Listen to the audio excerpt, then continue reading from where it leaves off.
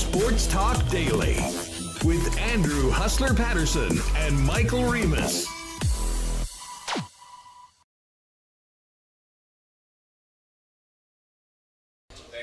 Welcome to Breezy Bend Country Club, the home of the 2025 Manitoba Open. Andrew Paterson, Michael Remis with you here on Winnipeg Sports Talk, setting up shop at our home course as the festivities get underway for the biggest tournament of the year.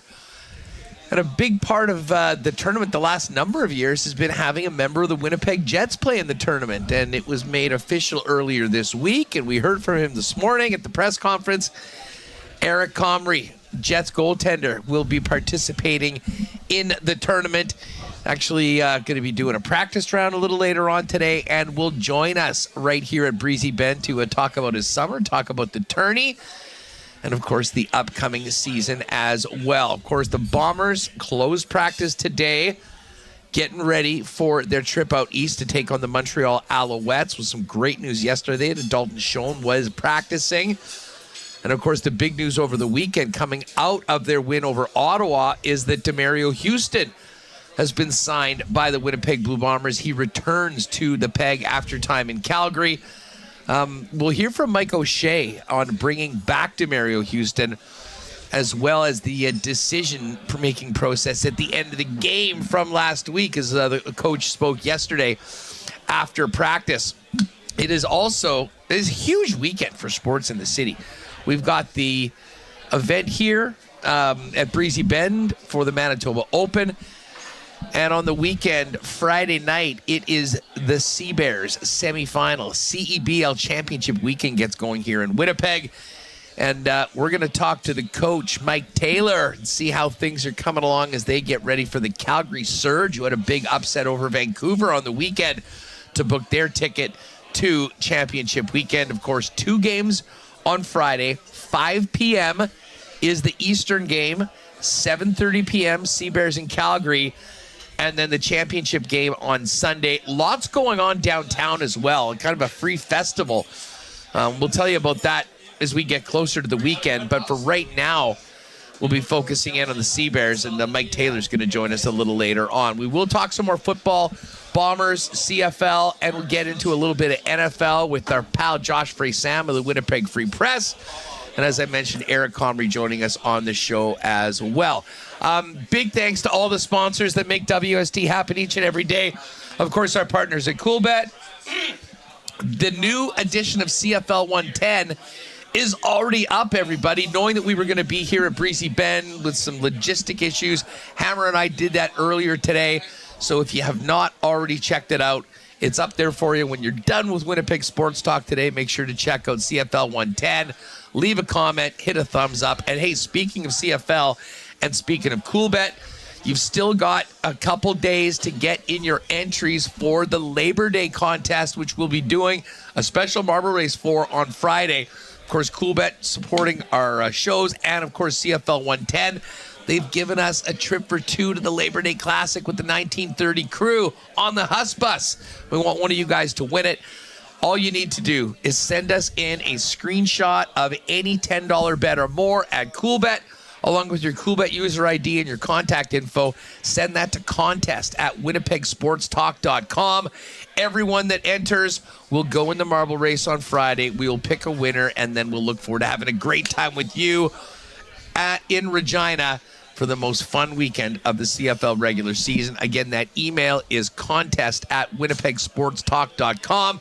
For more information on that and all the other news around the Canadian Football League, check that out in today's edition of CFL 110. Also want to thank Princess Auto, Rollies Transfer, Canadian Club, St. Patel Dental Center, and Manitoba Battery. Our friends, of course, at Aikens Lake Wilderness Lodge at F Apparel. Royal Sports, Boston Pizza, Little Brown Jug, our friends here at Breezy Bend, the Winnipeg Goldeyes, and Assiniboia Downs back at the track tonight. Wouldn't be surprised if some of the players maybe go out and check out the horse racing, with being just down the road from Breezy Bend here. We'll get to a Why Not question of the day for Not Autocorp at Waverly and McGillivray. And as always, fan feedback brought to you by fansfirst.ca. Let's welcome in Michael Remis, who Been a pretty busy morning getting the setup going, but overall couldn't have a much better place to be doing the show. Lots of action around here before the tournament, and we did get to chow down on two of the best clubhouse sandwiches we'll have probably all year. Yeah, it was a great clubhouse sandwich. Very cool to be here at Breezy Bend. Walking in, you see all the signage. Feels like you're at a big tournament. I just watched Happy Gilmore 2. I feel like I'm at the Waterbury Open from the first one. But very exciting. As you mentioned, big week for Manitoba sports here. You have the Manitoba Open here, the CEBL Championship happening downtown. So very cool to have Eric Comrie, the Winnipeg Jets, who will be taking part, trying to beat Dylan Sandberg's record of, was it plus 10? Plus 10 for Slamberg, yeah, so at Southwood. We'll see. I will say, Comrie, when he walked up, I guess I'm breaking news, we did record it earlier with him, was a lot taller than I thought. I don't know why. We've only done a lot of video calls with him, but great talking with Eric always, and looking forward to everyone hearing that. Yeah, they had a media conference this morning introducing Eric as a sponsor's exemption or sponsor's invitee. Of course, Braxton Kuntz of Breezy Bend. This is his fourth Manitoba Open. He's a four-time Manitoba amateur champion. Just finished up his NCAA career. He's making his professional debut on his home course. What a perfect way to make that switch into your pro life. Actually, just talked to Brax. He's just about to tee off with Evan Noctegal of Shiloh, who is this year's Manitoba amateur champion, who's getting a spot in the tourney. And so those guys are all out right now, just feeling out. I will say this, as someone that plays here, it's been wild to watch what they've done with the golf course over the course of the year, and how the rough has expanded, how it has gone a whole lot deeper. I was here a week ago or so. The rough was about 4 inches, and Corey said they're hoping to have it about 5 inches by the time everyone tees off. So while it won't be as long as many of the courses that these guys play on the tour regularly, accuracy will be at a premium because it is no fun getting in the rough. And again, Craig, the green staff here, second to none. With everything they've done over the last number of years, putting in, I think, 6 new greens, new tee boxes. But the way that the course has been matured into what it is for this weekend is really something to see. Event, someone that I hope we'll have on the show hopefully tomorrow, a guy that knows his way around this track is, of course, Knuckles Bob Irving. What a great chance to see the legend here today, Remo. I want to talk some golf, but I definitely want to talk some Bombers with Bob, who, while he's no longer calling the games for 680 CJOB, I think is as locked into the blue and gold as literally anybody in the province. For sure, I've seen him on with Rod Peterson's show. I heard him on CJOB the other day. So Bob is definitely locked in on the Bombers, but also great to see him at the golf course. Brian Munns saw him around here as well. Yeah, Munnsy is kicking around, and I know he'll be here on Thursday and Friday for sure. We'll get Brian to jump on with us. I see Brendan Baldwin, who's the chair of the entire tournament. We'll have him jump on as well over the course of the next couple days. I'm sure we'll probably get a couple of the players from the tour as well. But we did want to kick off the week at Breezy with Eric Comrie, and we will have that a little bit later on today on the program. Listen, we're going to get into a little bit of Bomber talk right now. No real news today coming out of practice, as it was a closed practice. But yesterday, the big news was, of course, Demario Houston signing and the return of Dalton Schoen to practice. Now, Remo, as we mentioned, Dalton Schoen's on the 6-game injured list right now. He's already sat through 5. So he's able to come back and practice with the team. They could take him off early, which sure would be nice, maybe to get him in some game reps before an assumed return in the Labor Day Classic. Nick Dembski has been so good and so important in the absence of Dalton Schoen. But I know, hearing from Zach Caleros, listen, everyone's stepping up. I thought Keurig Wheatfall had a big bounce-back game last week. But, man, the offense just looks different when Dalton Schoen's in there. And his return cannot come soon enough, considering what's just around the corner after this Montreal game. That being said, Montreal's never an easy place for the Bombers to quarterback for the Owls. Yeah, I think they banned the air horns, so I won't have to deal with those. I thought they're back. On TV. Are they back? I think they're back this year. I thought they bound that. I don't know. We'll have to wait and see. But the East, always tough. I think about Bombers going into Hamilton. We talked about going into Toronto. Montreal as well. But the last time they would have played in Montreal was the end of the regular season last year with that gust of wind that came through.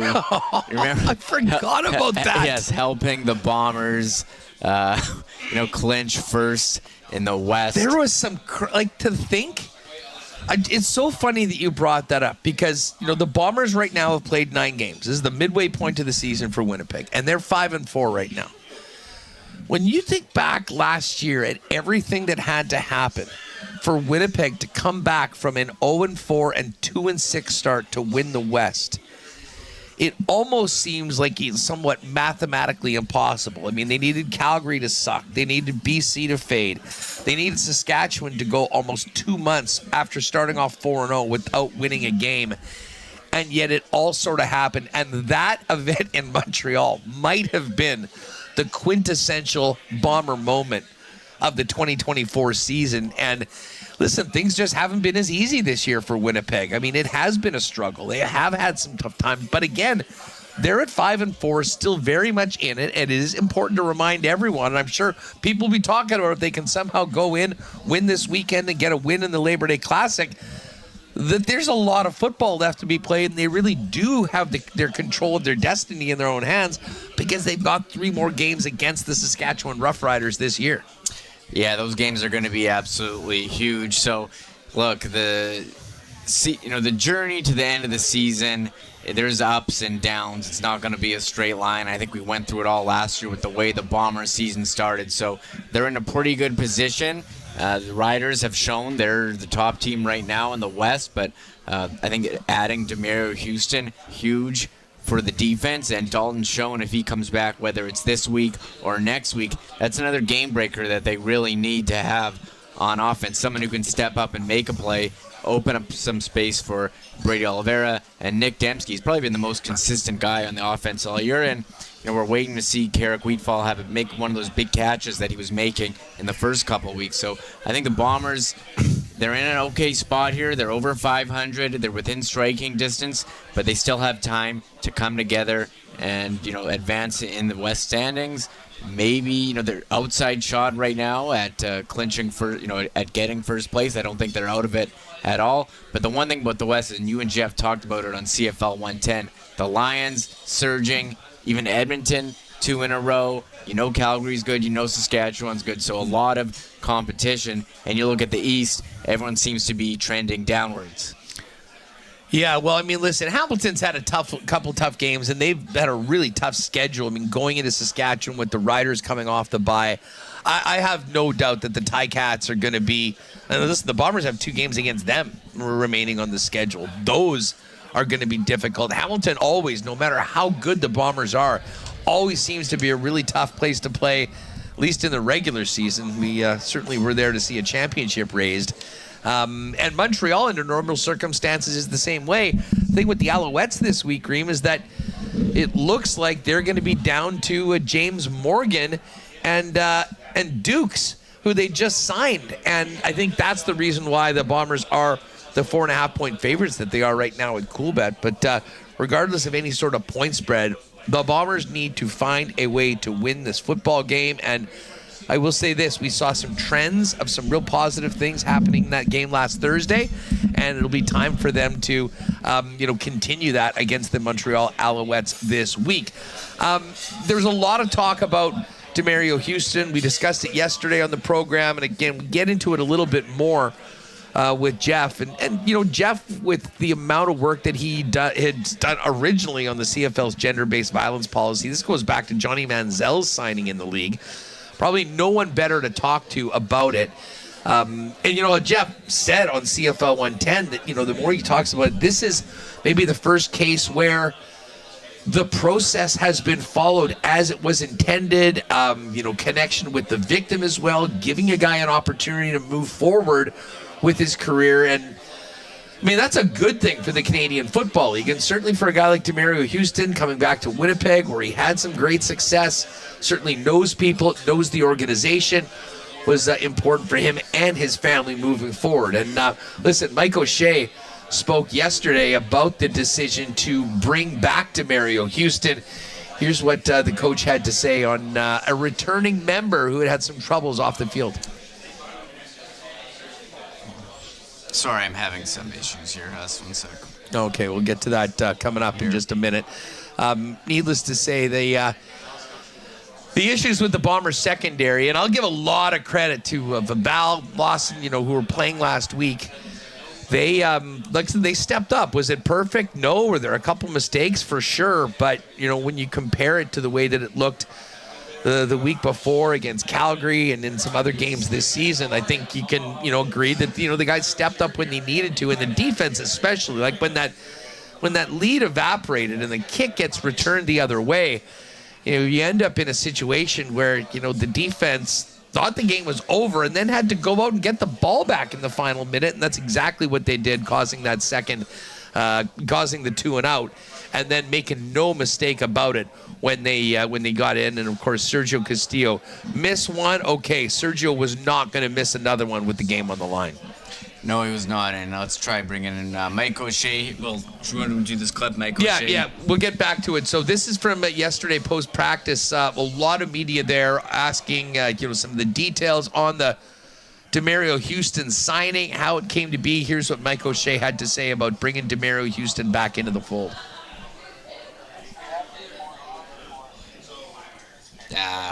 Don't worry. It's not there. What do you mean? No clip? No, I don't have time to test it. I don't know. So just move on. Don't do the clip. All right. Well, listen, the bottom line is Mike O'Shea, I will paraphrase from what he has said. This is, they have very high standards with this football team, and they're not bringing in a player if they had concerns about it. And as I said, I'll lean on Jeff on this, and I'll direct you to CFL 110 a little bit later on because, you can check that out later, for a little bit more on the gender-based violence policy for the Canadian Football League and why this situation for Winnipeg, according to Hammer, who's traveling out to Montreal right now for the game, has been followed maybe more so than it had in the past in some of these other situations. And it's funny, I haven't heard anything from the commissioner on all of this. It's not like, I don't believe he's had any sort of availabilities, but it is important to note, Reem, that, all of these policies are in place, but we do have a new guy running the show in Stuart Johnson. And I would suggest if there was any concern that this signing was either not right, not on board, or would be putting the league into disrepute, that would be something that a new commissioner would be jumping on immediately before it happened.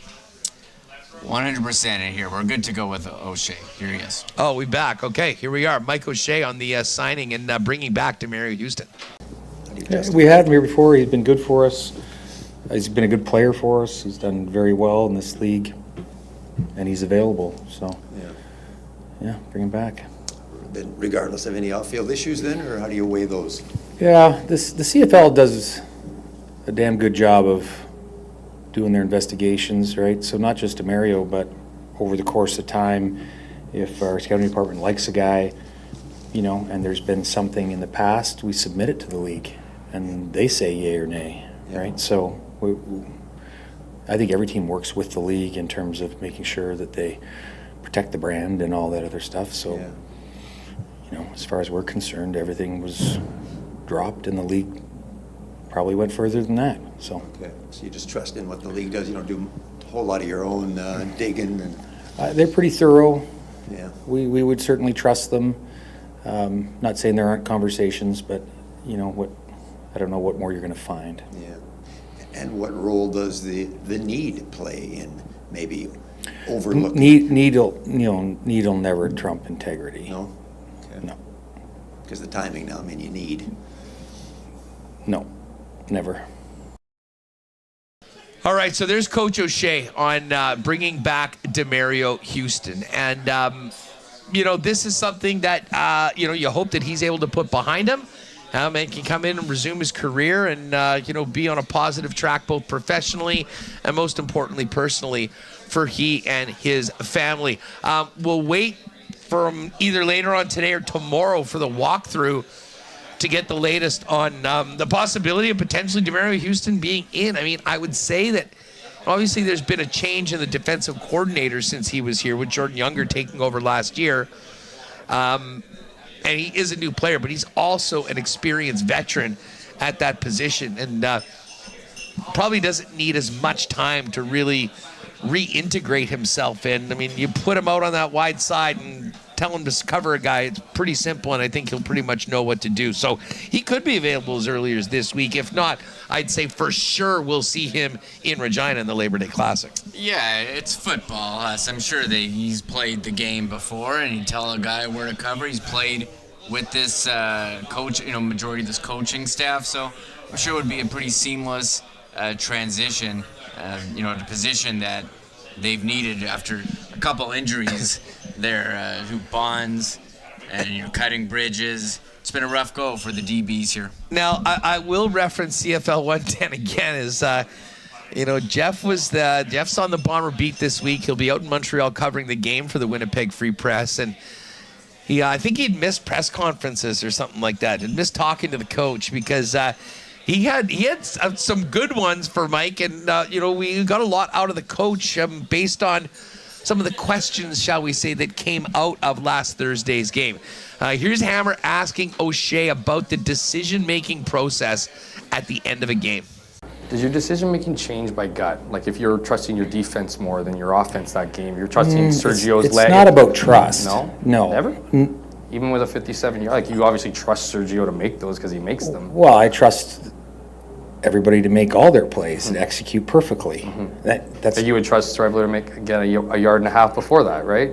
sure. Positive. So, but Yeah. you obviously No, make a decision I based don't on think trust. I don't think it's a Certainly. matter of I don't trust them. It's a matter of the flow of the game and what's happened so far, where we're at, who's injured, who isn't, who they have up, how's this matchup going to work now. I mean, I just use an expletive, but there's a ton of variables that go into that you got to kind of keep track. So when you say gut, the reality is that is taking in all the information and processing it, right? Having all those experiences, taking 5 bits of information and having your brain process it. It just so happens that you feel it before you can verbalize it, right?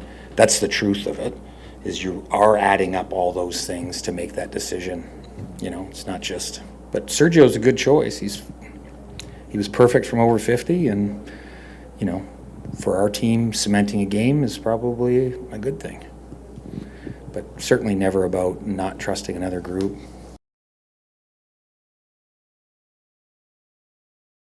I was asking Jason Hogan about those decisions in those final minutes of games. Is it your say? Like, is it a bunch of voices at the end that are talking and do you ever debate things? I'm thinking about time. Well, we hope we debate things sure. prior to, but, Right. Absolutely there's conversation on a headset in certain situations. My hope is that I'm ahead of things in terms of the conversation. Sometimes you're not, based on the flow of the game. Sometimes you're well ahead of things based on the flow of the game. But yeah, there's some conversations. The point would be that you do enough in training camp, you do enough scenario preparation, you watch enough film of scenarios that come up in our games and other games, and you discuss them post-game meetings, you discuss them pre-game meetings, and you show all the different things that can happen. We can't possibly have a season where we cover every single thing, where we actually are a part of every single scenario. How many times have we run a kick-out? Right. So we show kick-out film from a game that's 13 years old, right? Because it's the best kick-out film that we have that shows multiple decision-making scenarios in that 7 seconds, right? So we always go back to try and learn from those things. But ultimately, the game management would rest on my shoulders for sure. Absolutely. So that's what Jason says when he goes, we talk, to what process you just described, you talk about things as much as possible, situations, you lived experience. I got something written on my board that Lapo and I talked about from his first year. Right. On a timing issue and a play calling issue that I've kept. I don't even know if I can erase it anymore, but it's been sitting there for that long. And it was one of those things, well, here's what I think, and here's what you think, and here's how this plays out. Let's watch these scenarios. Something happens in a season, you cut it, you take the 30 seconds to watch it. You watch the TSN version because the clock's always there and running, and it just, I mean, you just have to keep on building those experiences in because you can't possibly have them all. You can't possibly make all the mistakes that everybody makes in, 10 seasons, right? All right. There's Coach Mike O'Shea. Hammer was basically George Foreman. He was the grill in that one. He had a lot of pent up questions from not being in these pressers for a little bit, but it did get some good stuff out of the coach. If you do want to hear the entire back and forth, it was a pretty extensive presser, certainly by O'Shea standards. It is all up there at bluebombers.com if you want to check that out a little bit later on. And of course, we will talk Bombers and some NFL with Josh Frey-Sam coming up in a bit after we speak with Eric Comrie on the program. So stick around for that. We will touch in with Coach Mike Taylor of the Sea Bears as well. How about this, Remo? Some interesting news. We talked about Josh Morrissey and Mark Scheifele being invited to the pre-Olympic camp for Team Canada. A number of players. This obviously doesn't mean that you're on the team, but you're in this consideration group. You knew Connor Hellebuck was going to be on that team. Kyle Connor will be right in the middle of the team, but another member of the Winnipeg Jets has been invited to the USA Olympic orientation camp, and it is Jet defenseman Neil Pionk. How about that for Pionk? I mean, listen, whether or not he's truly in the mix at the end of the day for a spot on the team, you got to feel good for a guy like Pionk to get that sort of recognition and to be there in the mix with some of the best that the U.S. has to offer. 100%. Team USA announcing today 44 players named to their orientation camp, and Neil Pionk one of them. And as you mentioned, Connor Hellebuck, Kyle Connor, they were on Team USA at the Four Nations. I imagine they'd be favorites to make, especially Hellebuck. He'll be on the team. Kyle Connor, I'm curious what happens with him. We know we've talked about how his role changed throughout the tournament, leading to him being a healthy scratch in the gold medal game, which they really could have used him after. You think? After, dressing Chris Kreider and not playing him and playing an injured Matthew Tkachuk ahead of him. So, but as far as Neil Pionk, that was a guy who wasn't on Team USA, and congratulations to him. I think he turned a lot of heads with his performance in the playoffs, and I think he's done that before with Josh Morrissey out. I remember when Morrissey left in the Vegas series, Pionk stepped up and played huge minutes, and he's a big part of that Game 7 win. And, congratulations to him. Nice to see him get the recognition. Not sure if he'll be on the team, but hey, go make a good impression, and you never know, injuries or Pionk has a great year. He's all relaxed after signing that big contract towards the end of the season. So nice to see another Winnipeg Jet on the list there. Well, he had a great season last year. I mean, a big part of it was playing with his hometown pal, Dylan Sandberg. Sandberg, unfortunately, not part of this list. I'm pretty darn sure, though, in future years, whether it be for Four Nations, World Cups, Olympic Games, we will see some of Dylan Sandberg in the mix moving forward. And one other interesting omission from a Team USA side that I think surprised a few people, Lane Hudson from the Montreal Canadiens, who had that brilliant rookie season. He's not on the list. He is not, and I'll say a name that surprised me, Frank Nazar, a young player. He played pretty well at the Worlds, rewarding him. Doesn't have a lot of NHL experience, but that is one name that stands out to me. I'm sure this Team USA team will be their best shot at a gold medal in a while. I thought they got kind of hosed. I've said this many times at the World rules for the World Cup. They couldn't. A lot of their best players were on Team North America and couldn't be on Team USA. So we've got our eye here. Weren't you rocking a Hellebuck jersey at the Four Nations? Was that you? Well, in the Hellebuck? Listen, I have a Hellebuck USA jersey. Sorry. I listen, when I knew that the tournament was coming up and that then when I had the opportunity to actually go to the games, I'm like, okay, well, I'm going to rep the Jet guys. So I got a Canada Morrissey and I got a USA Hellebuck. And I was planning on wearing the, obviously the Morrissey jersey when Canada was playing, but we were also going to be seeing USA versus Sweden. and I was going to wear the Hellebuck at that. Well, between getting the jerseys and getting to Boston, a number of things sort of changed. Let's just say that the political cloud around everything made me reconsider that. And certainly the way we were treated by some of the fans from the Stars and Stripes side of things ensured that I would not be wearing it. So I do have it. It is a beautiful jersey. I'm a Hellebuck guy. It's going to go in with a bunch of other Helly jerseys. But I've never actually worn the jersey since I got it. Might be a framer or something like that, or maybe we'll get him to sign it and do something with it at some point. I thought the jerseys were sick. I mean, they were really, really nice looking jerseys. The numbers and the lettering, shout out to Royal Sports. They did those for me. I mean, it turned out great. Just with everything going on and being there supporting Canada in the United States, I would have felt like a traitor to put that one on. So it is still yet to see the light of day physically on me, but I guess we will see that very soon. But anyways, congratulations to Neil Pionk. It'll be interesting to hear from him when he gets to Winnipeg on the experience of camp. And, often so much of our conversations around the Olympics and last year's Four Nations was basically about Josh Morrissey and especially about Mark Scheifele. But I'll tell you what, when you have a team that did what the Winnipeg Jets did last year, winning the President's Trophy, playing in a number of games where literally all eyes were on them. I mean, the first game of the Stanley Cup playoffs, Game 7 of that series against the St. Louis Blues, that was the show. Everybody saw it. But listen, I mean, the executives of Team USA are watching all of these players throughout the year. And as I said, nice for Neil Pionk to get a little bit of recognition and get in there with some of the USA's best for the Olympic orientation camp for Team USA. I'm just trying to think what the dates for the Canada one are coming up in, I want to say that's next week if I'm not mistaken. Yeah, believe it or not, Huss, next week is the last week of August. So, I'm walking around the stores. It's all back to school stuff, even Halloween at some places now.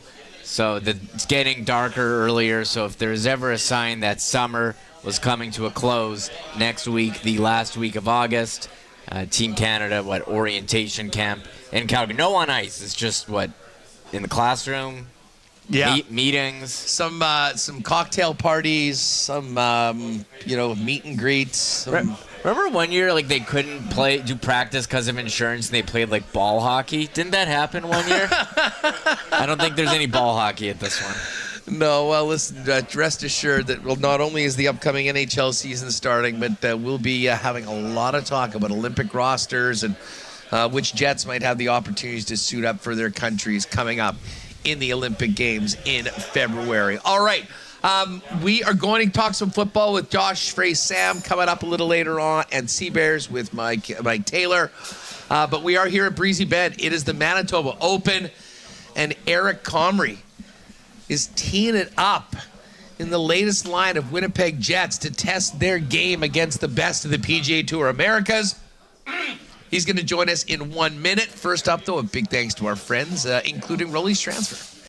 Folks, if you have a move plan coming up, lean on our friends at Rolly's Transfer to help you and your family out. They have been doing it for over 60 years, family-owned and operated here in Winnipeg, and are the most trusted name in moving services in Manitoba. Pop by their website at rollys.com. And in the top right corner, you can click on Request an Estimate. Make sure to put in the promo code WST for a special discount on moving services and moving supplies. And simply let them know when and where you're planning on moving and what needs to be moved.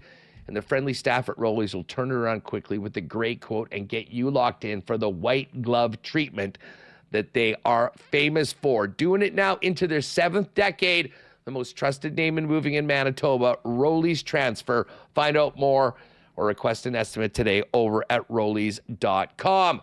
Big shout out to our pal Dr. Terry at St. Patel Dental Center. I'm pretty sure Terry will be out with us at Breezy Bend this week for the Manitoba Open. Of course, St. Patel Dental Center sponsoring the Manitoba Match Play.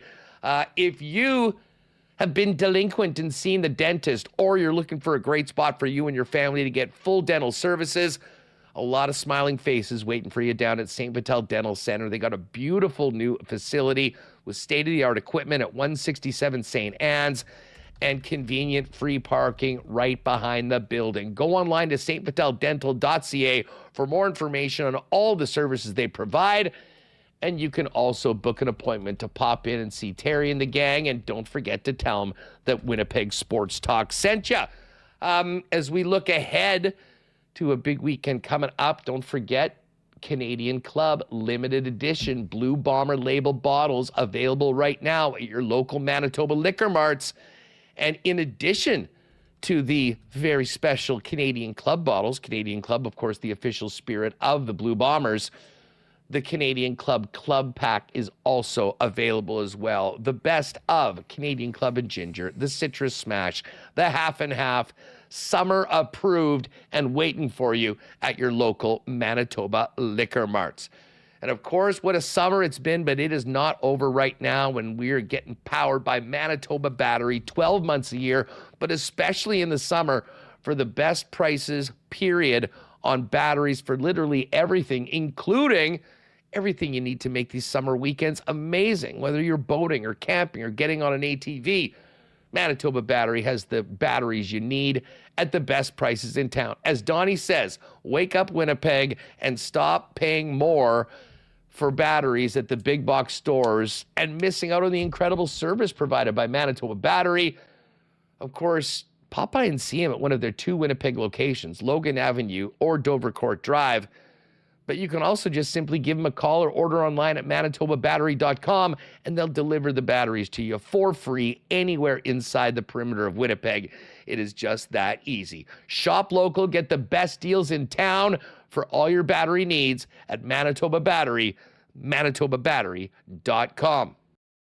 All right, what a pleasure to welcome normally Winnipeg Jets netminder, this week competitor on the PGA Tour America, sponsors exemption, Eric Comrie. What's going on? It's great to see you. Not a lot. I'm super excited to be here. Great to see you as well. This has got to be cool for you. I mean, you're a big golf guy. You've seen some of your teammates do it before. How are you feeling a couple days out of teeing off? I'm not going to lie. I'm a little nervous. I mean, we got the little shaking going on. I look at that, but it's exciting. That's what you want. I think for myself, it's a whole different atmosphere, whole different experience. And I talked to all the guys about it. I talked to Scheifele about it. I talked to a bunch of guys. Actually, Scheifele said, yeah, the most 2 nervous moments of my life are golfing here and at my wedding when he was the officiant at my wedding. Were the most 2 nervous he's ever been in his life. Listen, I can't imagine it is a little intimidating. I mean, you play a lot. Obviously, you're a great athlete, but the quality of players on this tour is big time. So, I mean, you got to go just hoping to hold your own and, drop a few putts, I guess. Well, I'm hoping just to not slow down the pace of play.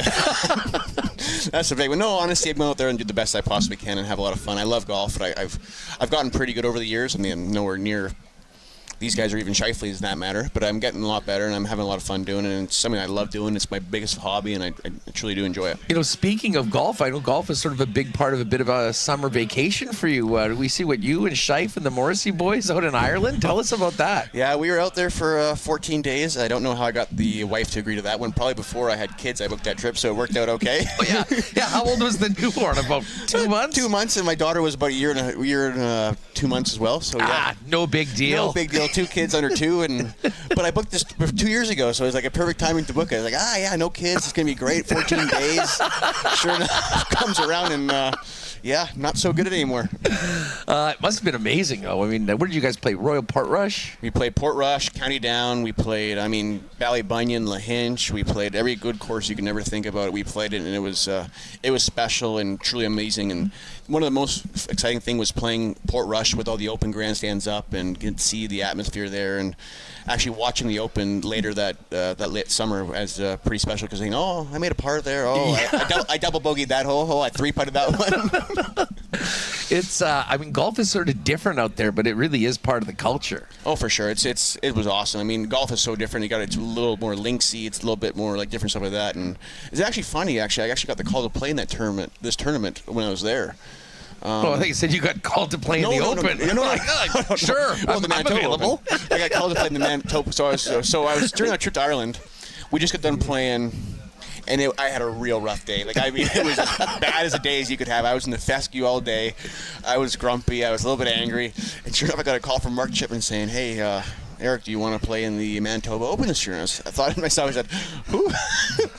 Do you really want me out there for this round?" You obviously did not witness what just occurred on the golf course. Yeah, and it was something that I was just super excited about. And I at first I was like, "Are you sure you don't want to take a better golfer? Like I'm like a 4 or 5 handicap." He goes, "No, I think you'd be great. I think you'd be awesome." And honestly, I said, "Okay, well, I'm super excited to do it, and I'd love to do it. It's something I would never pass up." So yeah. Well, I mean, this is going to be so cool. And as someone, I mean, obviously we do a lot of work with Corey and the great people here at Breezy. The course is absolutely mint. I know you're going to be going out a little later on to kind of check it out. Rough might be a little longer than the last time you played this course, That's Eric. okay. I brought my lawnmower. I'm going to get a little cut. I'll make sure the spots I hit are nice and thin lies. How was off season? Obviously, I mean, you had that great holiday. I guess probably just a lot of family time taking care of the growing Comry clan. Yeah, a lot of family time. I try to get as much range time as I can. I've been skating a lot, actually, which has been good. Skating, working out a ton. I've been skating at least 4 or 5 days a week, which has been great. My goalie coach has been awesome back home. And, I mean, yes, I golf, but I still do play hockey. So, yeah, I got to train for the season, too. Speaking of hockey and the upcoming season, how's the group chat amongst the fellas? Everyone looking forward to getting back to the peg in September and getting going? The group chat's been kind of quiet, but for the first time today, I got the news that the fantasy draft is coming up. So that's the first group chat thing I've seen was the fantasy football group chat. I was about to ask you about the fantasy draft. You're in with the team now. You would come. I guess it was a full league, and you would come over, and you've been working your way now. Are you the commissioner now? Who's running the show? Kyle Connor is running the show, and I'm actually taking over Mason Appleton's franchise. So I'm hoping that we can grow it to bigger heights than it was. What do you guys all get together for the draft? Or I guess it's probably online. It's mostly online, yeah, because most guys are in town, so we'll do it all online. But yeah, it falls on a very interesting day on my wife's birthday, right at 5 o'clock. So we'll see how the wife takes that one. What is the strategy? What is the strategy for mentioning, really looking forward to your birthday, honey? By the way, I'm on the clock. I got the third pick, and we're starting at 5. I might be a little busy. And, by the way, I'll do whatever I need to do with the kids before 5. We got the third pick, and we're just trying to decide between Bijan and Saquon, so we're trying to figure that out. You got to get her as part of the management group for the team. Hey, don't worry. She loves my fantasy football. I don't think anyone texts me more on Sundays if I'm on the road saying, "How are we doing in fantasy football?" She's always got the question marks going, so People, this is how you get a great, long-lasting relationship. There you go. You live vicariously through your NFL fantasy team. It will bring couples together. 100%. Trust me on this. 100%. And not only that, but what's funny actually how we're getting our choices for the picks. Actually, we're all choosing we get to a random selection of golfers we're choosing this week, top 1 to 12. I'm assuming Scotty Scheffler will go number 1. You would think. Yeah. And whoever finishes higher up is the seeding for the drafts. Whoever gets the better seeding. Nice. Yeah. We have a very famous thing on WST. Friday afternoons, we do a marble race. Remis, the maestro of the marbles. It's fun. Wow. People jump in, and everyone has the marbles. It's a physics-based game. We're now starting to get people to ask us to do a particular marble race to determine their draft order. So next year, if you guys need, is it like the marble race where it's like the game where you're trying to get that thing going? No. It's a program called Marbles on Steam or Stream. And it's totally computerized. There's all these weird different tracks. Everyone has a marble and has their name on it, and it's essentially a marble race. And we'll show you. And you know what? You will get it for coming on the show this week. You will get a marble in Friday's marble race. And I believe the only 2 other Jets, sometimes, when good things will happen, we'll put in along with everybody else. You could join former winners Rick Bonus, and Nito Niederreiter. Wow. The 2, and with that comes the very exclusive WST hoodie that cannot be purchased. It can only be won. Is that the one you in the marble race? That's a zip up. That's this is the Q-zip. You have to get ready for being in Breezy for the next few days. That's not the hoodie. That's a quarter zip. Yeah. Hey, listen, just on hockey for a minute. You know, we had Sarah Orleski on with us, and we were just talking about the epic runway that they put forth. I don't know if you guys have seen that 101 about the playoffs, like the behind the scenes and everything. It is as good of a production as anything I've seen. It, you know, every now and then, you know, you get into the summer and it's kind of you're out of the season, but did you spend much time looking back at what a special year that was? And I mean, honest to God, I mean, Game 7 in Round 1 is a moment, like a moment for a generation of hockey fans that will never, ever be forgotten. I mean, obviously disappointing not to get past Dallas, but, you know, at what point did the disappointment sort of wear off of that second series and you look back and going, wow, that was one hell of a ride?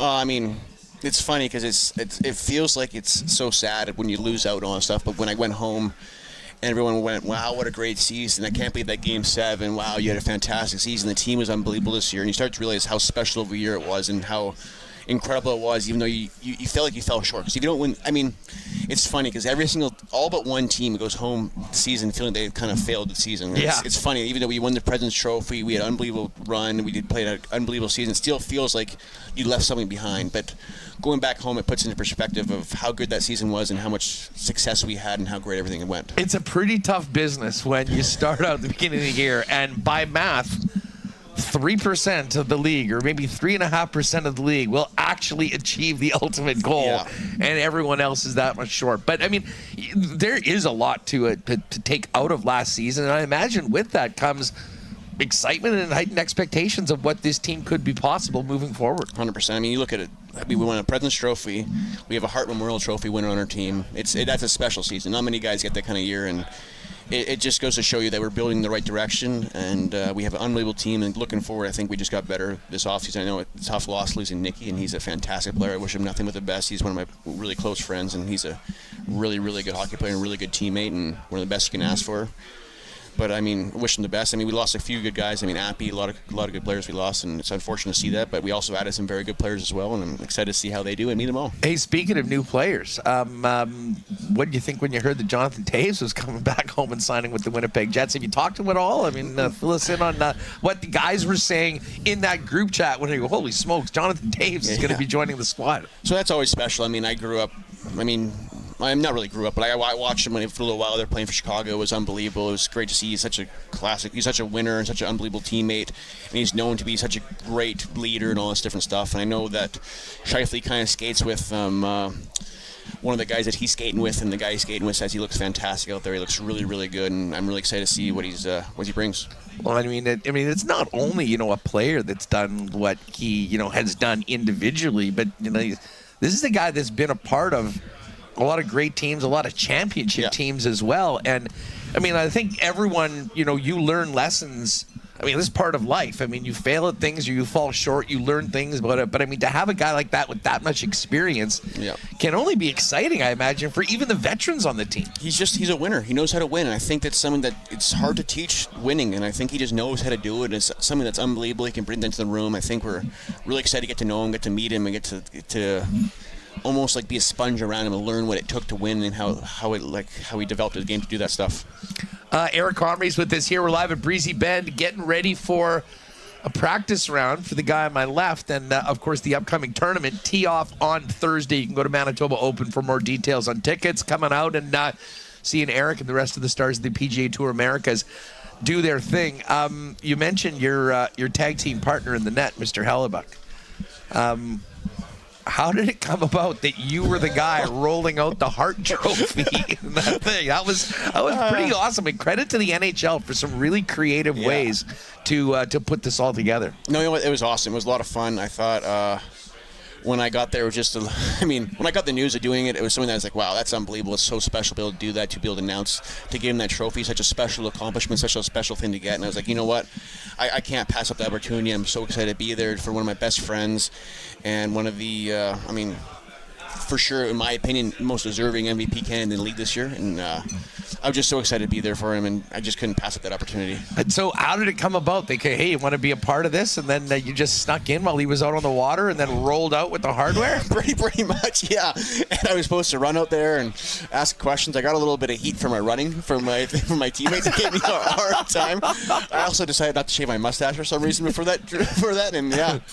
I mean, I got a few little acting gigs this summer. It's kind of been a cool little summer for me. I got the Hart Trophy, then I announced the team draft pick, and then now I'm in the golf tournament. So I'm filling a lot of roles. I'm the goalie and the award giver, the team draft pick announcer, and now the golfer. With any organization, it's important to be valuable in many different ways, Eric. And you are that. We used to call Matthew Perreault the Swiss Army knife for the team on the ice. You're kind of doing everything. You're the real life Matthew Perreault in the off season. I'm the Swiss Army off the ice. I gotta do it all. Just listen. You're a goaltender. You know how hard it is to make the National Hockey League, to win in the National Hockey League. How crazy was that season that Hellebuck put together? I mean, you guys are obviously. I mean, we think of you guys as Code Jennings winners, but I mean, for 47 wins, I mean, the numbers and a Hart Trophy. I mean, it was truly a historic season. I think. Whenever I have to describe Hellebuck's game, it's hard for me to do because it looks like he has a chance to make every single save. Like, even the goals go in, you're like, oh, he had a chance on that one. And that's what I think is the most special thing, because there's certain guys in the league where it's like, oh, he had no chance. I would never say that about Connor Hellebuck, because he's always in such good position that he makes the game look so easy, and it just brings that consistency and that confidence night in and night out that he can play that way. That's what makes it so easy for him. It's just every single time a goal goes in, I'm like, well, he really wasn't that far away from it. He really could have almost stopped that one. And even though it's like, for most goalies, it would have been the most impossible goal of all time, like with a backdoor tap and like no chance. And he's just right there because he's always reading the game so well. His positioning is so well. And that's just what makes him so good. It's just the consistency night in and night out. It's unbelievable. From covering, this team since you guys have both been here, it's kind of funny. We often talk about like a power poll of our favorite Jets to listen to and to talk to. And the two of you guys are right up at the top, and it's very different reasons. I mean, you have just a special energy, and we could talk to you about anything. Where Hellebuck is just such he's kind of seems like a more prototypical goalie, if you know what I'm saying. Yeah. But, there's no BS. I'll tell you exactly what you mean. And it's such an interesting yin and yang 100%. Of you guys. How would you describe your relationship, off the ice? And I mean, I'm sure it's very unique between teammates as opposed to anybody else on the team. Well, I think I know it's funny. Hockey players get a bad rep for not being the most talkable people in the media, but I think not you. Yeah, not me. But this is who I truly am in real life. I think if you got to know the people in real life more, you'd see, they're actually a lot more like me than you'd think. They're more pretty open. They have a huge personality, and we have fun together. We joke around, but they're just more quiet in the camera. Where me, I'm just more myself on the camera. I kind of just go out there and just let her rip. Let her rip. Kind of just yap it up a little bit. Where other people are more quiet and more held back on the media and camera. That's just the way they are. But I think if you got to know them, they're all the same. And hell yeah, when he does interviews, he's a fun one to listen to. Because you're never turning away. No, I agree. And but you know what? That's just he doesn't like doesn't sugarcoat things. He just put things the way he wants to. That's the way. What about behind the scenes, like from you guys? I mean, how do you? Listen, you're there for each other. You've got great games. You've got bad games. You're going in for each other. I mean, it's very unique. And how's that relationship grown since you've been back? And obviously, he's doing these historic things, winning Vezinas and now a Hart Trophy. I think we've gotten really close. I think we're some of the best friends we can be. I mean, him and I get along so well. We really just have a great time together. And it's funny because our relationship is it's so good because we're constantly learning from each other. I'd say I do more of the learning from him because he's so special and so elite. But I mean, there's also things we talk about and we learn from each other. And it's funny, we both have the same strength coach. We both have a very similar philosophy in the game. We both love flats, and him and I we all talk together as a group. And I think we just get along so well that we kind of feed off each other and share things. And it's helps us so much to navigate through the season and just kind of keep us even keeled and level. I think he actually does a lot more. It's funny to say, he has a lot more calming me down than I do calming him down. Well, I imagine, that getting that comfort level with someone, because let's face it, this is pro sports. It's a very competitive business. Yep. I don't think that relationship is the case probably in some of the other teams around the National Hockey League. But it's incredibly important, especially if you want to have that long-term pairing that you guys are turning into right now, and obviously the results are speaking for themselves. 100%. I mean, I love spending my time with Helly. I love playing with him. He's been unbelievable. He's been a great mentor for me, and it's been awesome. I think we just, once again, we feed off each other so well. We learn from each other so well, and he makes me laugh. I make him laugh, and he's the best. He's awesome. He's one of my best friends.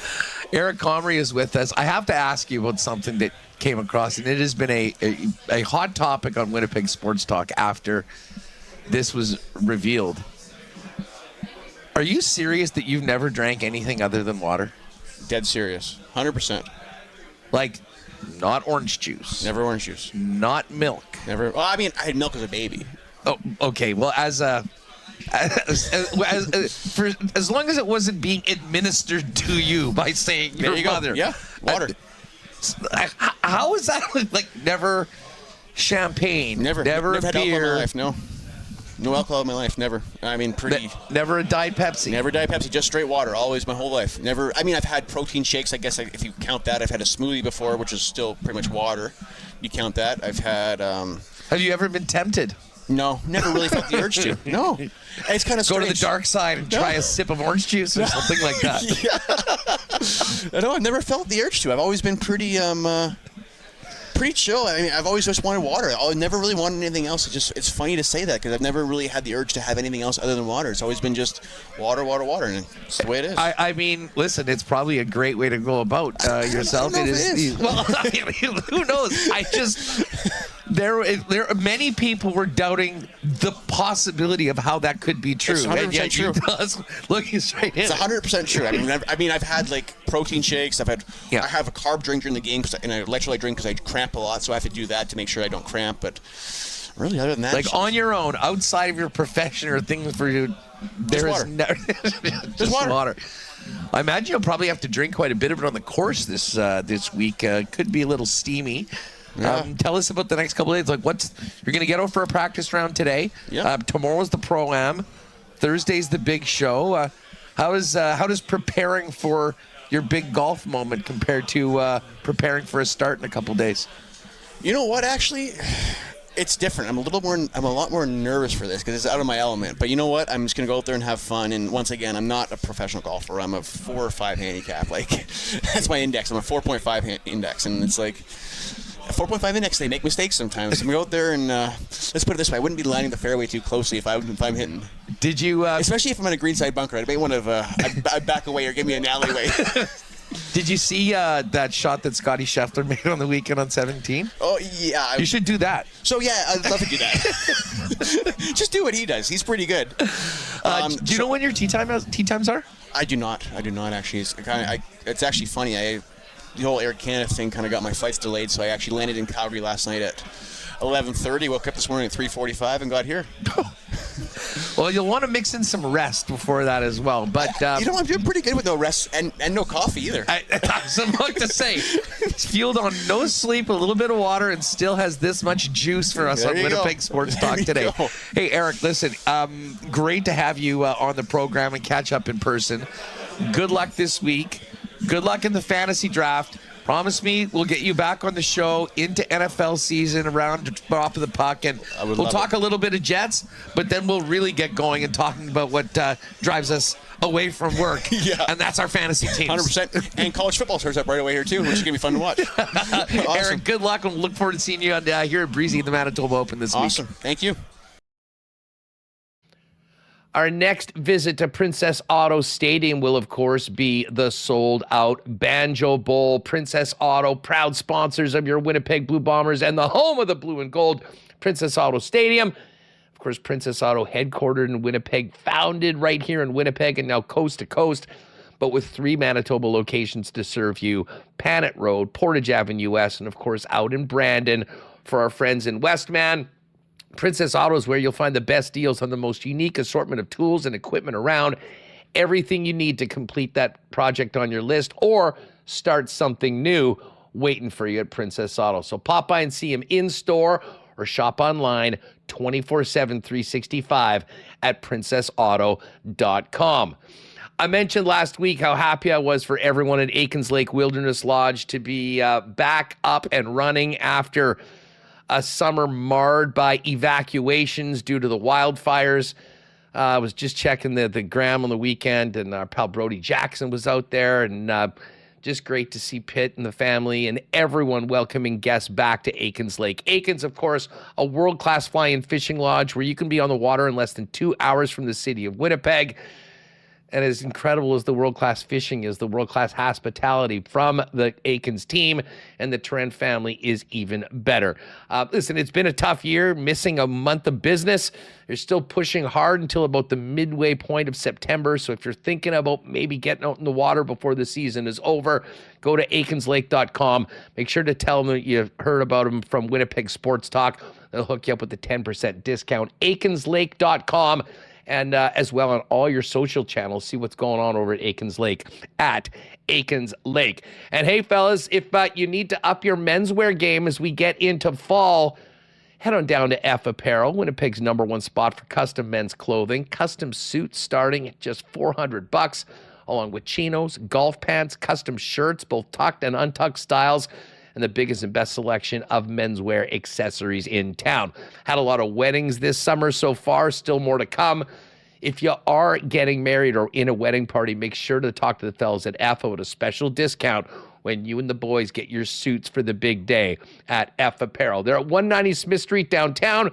You can find out more information online and make an appointment to come in for a fitting at that's EPHapparel.com. All right, that was so much fun with Eric Comrie. He's out in the course right now playing his practice round. And shout out to our pal Brian Munns. They've just finalized the tee times. So if you're thinking about coming out to watch Eric Comrie, who will be playing with Braxton Kuntz, I imagine they'll be drawing a bit of a crowd, especially with a lot of Breezy Bend people looking to see what Brax can do on the home course in his professional debut. They tee off Thursday at 2:40 p.m. Might be a great day to pop down. Kids under 18 are free, by the way, if you want to bring some youngsters out to check out the golf. And we'll be here doing the show live, and then probably get out and walk a few holes and see what the fellas can do up against the stars of the PGA Tour Americas. Again, 2:40 Thursday. Eric Comrie, Braxton Kuntz teeing off, and we'll have more on the tees and more in the tournament overall with some of the other players to watch on the tour tomorrow on the program before tee-off on Thursday. Let's get back to some pigskin and welcome in our pal from the Winnipeg Free Press, Josh Frey-Sam, to the program. Josh, what's going on, dude? What's going on, Huss, man? I'm doing well, man. I'm just on the Sea Bears beat this week in particular. It's obviously CBL Championship weekend, and so this is an exciting week for Winnipeg sports, between the Bombers and between golf, between basketball. We got it all happening this week. Hey, you know what? We're actually going to be talking to Coach Taylor coming up at the bottom of the hour as his team prepares for Friday night in their semifinal. Just before we get to the Bombers and some football talk, pretty big upset on the weekend. Vancouver Bandits, 19-5. They were the #1 team in the league. Unfortunately, they were in the West. Calgary wasn't far off at 17-7, and I believe they really had their way with Vancouver this year. And it's not the #1 team Winnipeg will be playing. It's, in fact, the Calgary squad. Yeah, and I think everybody, I mean, the Sea Bears won't say that they were penciling in Vancouver, but I think everybody throughout the entire season, the way Vancouver started, the way they kind of continued things, everybody was kind of penciling in Vancouver against Winnipeg in that Western final. And so kind of a shock to see them come out. I mean, to be kicked out of it between their guard play and Mitch Creek and all those big boys that they got up in the paint. That was a big giant that took a tumble down from Grace in that game. And so, but now you got Calgary, obviously a really good team. You got guys like Jameer Nelson Jr., people who are fans of basketball remember Jameer Nelson, obviously playing for the Magic and making a run to the finals with the Magic. So the son of a former NBA All-Star is going to be kind of at the center of this game. And so I'm really looking forward to watching. I think it's just going to be entertaining overall. And let's see if the Sea Bears can kind of make some magic happen, man. Based on what they did in the regular season, some people would maybe already have them counted out, but it's playoffs, man. Anything can happen. So I'm looking forward to seeing how this thing shakes out. Well, listen, it's one game. They certainly are going to have a big-time home crowd advantage with a great crowd expected on Friday for the game against Calgary. And Josh, it's sort of weird. I mean, this team has known all season long that they were going to be playing in this game. It seems like more, and we'll ask Mike about this a little later on, I've just been looking to add talent to the roster and find that right mix and be clicking when it counts. And that, of course, is Friday at 7:30 at Canada Life Center. Yeah, and they've been, and I mean, it's been tough. I mean, it's kind of the nature of the CEBL, right, with so much roster turnover, but it's like, it just felt like it was crazy this year, especially and you wondered how much of it was them pushing, just making all these extra pushes for certain talent in time for championship weekend. How much of it was just trying to find whatever they could at midway points in the season, right, regardless of the talent level. Now, it looks like they were able to add, some pretty good players here, but you look, it was after the, third game of the season or second game of the season or something like that. It was, Mason Borsier was what got cut. And other guys got, Tavian Jones left as well for a bigger role, right, as soon as other guys came in. And then you have this deal with Emmanuel Acott, the hometown guy, who Mike Taylor said that he has kind of repaired some stuff with the team. And his team in South Sudan got kicked out of the AfroBasket Cup there. And so Emmanuel Acott potentially even could play this weekend. There's an outside shot at that he could return to the court there. But there's kind of just a ton of turnover on this Seabears team, and they were able to add it with some pretty good players. They've kind of they kept their neck above water here. But now it kind of comes down to this. This is what they've been building for. As much as they wanted to say the regular season meant something, the reality is the regular season didn't mean anything for this team. They're just trying to obviously build towards this. Josh, speaking of roster turnover, you've been on the Bomber beat for the last few weeks, and we've seen quite a revolving door in the Bomber secondary. Listen, the defense came up when they needed it the most to avoid an absolute disaster on Thursday.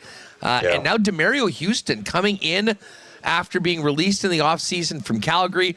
We sort of talked about the offseason, the off-field issues with the charges that were then dropped and everything. But just from a football perspective, how big of a boost is this to Winnipeg considering their needs at the corner position? Oh man, huge. And here's the big thing too that I think that we maybe don't talk enough about is just the familiarity aspect of this, right? And how much that helps not only the Bombers, but it helps DeMario Houston. Of course, there's some rust maybe that needs to get knocked off here. As much as he wants to say, he might have said that he's stayed in game shape or whatever the deal is. He's got to knock some rust off this week, right? But essentially, the fact that he is so familiar with this scheme, so familiar with this coaching staff, this locker room, the organization, this kind of allows him to be a plug and play essentially, right? And you know what you're getting from him. He knows what is expected of him. He knows how to make plays here. And this is a guy who obviously has a knack for intercepting football. And so I think that that's the biggest point of it, right? Is obviously there's the off the field stuff that needs to be taken care of, and or maybe already has been taken care of, or they got to worry about whatever the deal might be. But the point is, from a pure football perspective, as you kind of talked about, this is probably about as good of a fit if you're a Bomber fan or a member of the Bombers that you could probably have hoped for. This is a guy who's proven it in this system already. This is a guy who has already been named an all-star in this league in the past as well. And so I think this was a great pickup. And you look at as well, I think about going into this game against a rookie type of quarterback against James Morgan, who looks like he's going to start for the Alouettes this week. I looked at the way that Cam Allen played, for example, last week in this secondary. I thought Cam Allen, the rookie, provided some stability on the back end there. And now hopefully maybe you have DeMario Houston jump in there as well. There is stability now, hopefully building on the back end for the Bombers. And I would think that as long as those two guys continue, if DeMario can kind of get back to what he's had been doing before, and then Cam Allen continues his solid stretch of play, I would think that this Bombers secondary is in much better hands than they were even a couple weeks ago. Yeah, listen, I got a lot of time for what Retta Cranby's doing in so many different areas, and I thought Evan Holmes stepped up in a big way. I mean, some of them were veteran players in that secondary. They really get called on to help some younger players, and I thought they did a good job of that. Certainly, Willie J has really raised his level of play over the last month or so, which has been very, very important. But just speaking on the defense, the one guy that stands out to me more and more every single game is number 33, Tony Jones. He was everywhere on Thursday night, and you sort of realize what the Bombers were seeing in Tony Jones that, put them in a position to say goodbye to a stalwart in the middle and Adam Bighill for so many years under Mike O'Shea here in Winnipeg. Yeah, and here's the thing is Jordan Younger talked about it at practice, I believe, yesterday. He talked about the fact that, listen, there's was essentially bound to be growing pains with this defense. You lose Brandon Alexander, who's in the middle of the back end, and you lose Adam Bighill, who is kind of in the middle of the front end of the defense. And so you lose two of these, you mentioned stalwarts, you mentioned veterans, communication, just guys who communicate at the highest level or among at the highest level in the league. You lose those two guys in the same offseason. It doesn't matter how old they are or if you think their play is declining. I mean, that's going to have an effect. And then Tony Jones, for as quick as he is, for as good as he is, he's got to kind of mold into that role now, that Adam Bighill role. And so, yes, there were bound to be growing pains for this defense. And I don't think the growing pains are done yet. I think that, there's bound to be some other things that we see come up. But to your point, Huss, I think that Tony Jones, I mean, I spoke with him, I think maybe week 4, week 5 or something like that, because it was pretty evident to me early on that, I mean, this guy's playing. I thought Tony Jones through the first 2-3 games of the season might have been arguably the best Winnipeg Blue Bomber, period. Like, I thought he was playing some excellent football from the get-go this season. And so that's why I wrote a story about him, talking to O'Shea and how he stepped in. But Tony felt like at least the last time I spoke with him, Tony felt like he was playing some of the best football of his career. He was diagnosed. He's diagnosing things, and the way his speed, his sideline to sideline speed, that's what stands out so much. You said he's so all over the place. It's his ability to see the play, read it, react, and then hit it so fast. I think that's what's kind of impressed me the most, is just him showcasing that sideline to sideline ability, which is so important. Now, there are times for sure, and Jordan Younger has talked about it, there's times where Tony Jones is kind of, maybe gotten out of position at times, right, as all guys have this season. But that's something that hopefully he's cleaning up as we go along here, and hopefully something he'll get better at. But Tony Jones is absolutely, man, he is very quickly, like Adam Bighill was, I would argue, right? With you have guys like Willie Jefferson there, who's always going to kind of be that heartbeat. But Tony Jones, man, very quickly is kind of becoming, that integral central part of that defense. And that's kudos to him, because this defense kind of, without a guy like him in the middle, this defense might have been even worse this season to start. So, well, I mean, when you're in a situation like the Bombers were going into that game against Ottawa, it was going to take all the veterans to step up. And listen, they did. It wasn't a perfect game. I think they still have a ways to go. But led by guys like Tony Jones and the other guys that we mentioned coming in and helping, Vaval and Allen, it came together. And most importantly, when they absolutely needed it, through no fault of their own, being in a tie game after that kick return, they got it done after the pick, and the Bombers got a very important win. They need another important win Thursday night in Montreal. And as you mentioned, it looks like it's going to be James Morgan, who, to be honest, did not look totally out of place for a guy that had basically been a fourth stringer at the start of the year and then was rushed into a play early in the football game after Caleb Evans only was able to get 4 passes out of the gun and then was knocked out. I know the Bombers are 4.5-point favorites, and this speaks to the quarterback situation in Montreal. Something tells me, though, Josh, we shouldn't think that the Bombers are just going to run away with this football game. Jason Moss consistently games plans well against Winnipeg. The Montreal Alouettes have a very, very good defense. And it was about a year ago, if I'm not mistaken, that a relatively unknown third stringer took over the quarterback for the Montreal Alouettes. Mm-hmm. And his name is Davis Alexander, who's now the starter, that they're waiting for him to come back. I mean, this is no gimme by any stretch of the imagination, even with the depleted depth at quarterback for Montreal from where I'm sitting. No, not at all. It's obviously not a free space on the bingo card. It's definitely an easier space to get than it would have been against Davis Alexander, because you look maybe a month into the season, we were probably looking at this game and going, wow, Montreal this might be arguably the toughest game on the schedule for the Bombers. However, you look at I think with the Bombers, this is kind of one of those, you look at the coaching now with Jordan Younger. I think that this is kind of the game where he needs to show some of his stuff this week. I think that this is an opportunity for Jordan Younger to show off what he can do on the defensive side of the ball and maybe confuse James Morgan. Whether it's bringing extra blitz packages, whether it's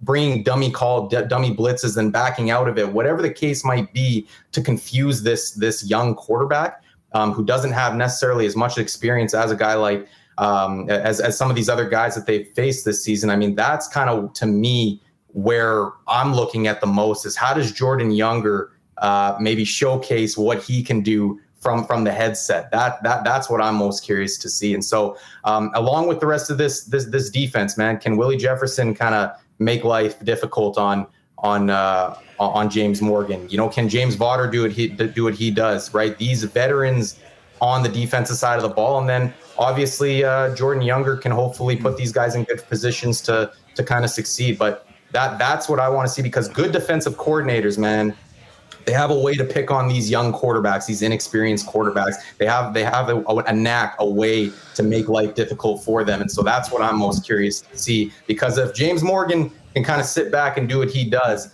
I mean, he's a professional quarterback for a reason, man. I wouldn't, like you said, I wouldn't mark him as a free space on the bingo card by any means. Of course, you know, he's going up against a veteran squad, so it's not going to be easy for him, but that's what Jordan Younger's here for, man. But let's see Jordan Younger kind of flaunt his stuff this week. I mean, listen, you'd love to be able to create a couple turnovers and then take care of the football on the other side. You know, Ottawa's offense was so hot coming into last week, and we were talking about the rookies that were playing at corner.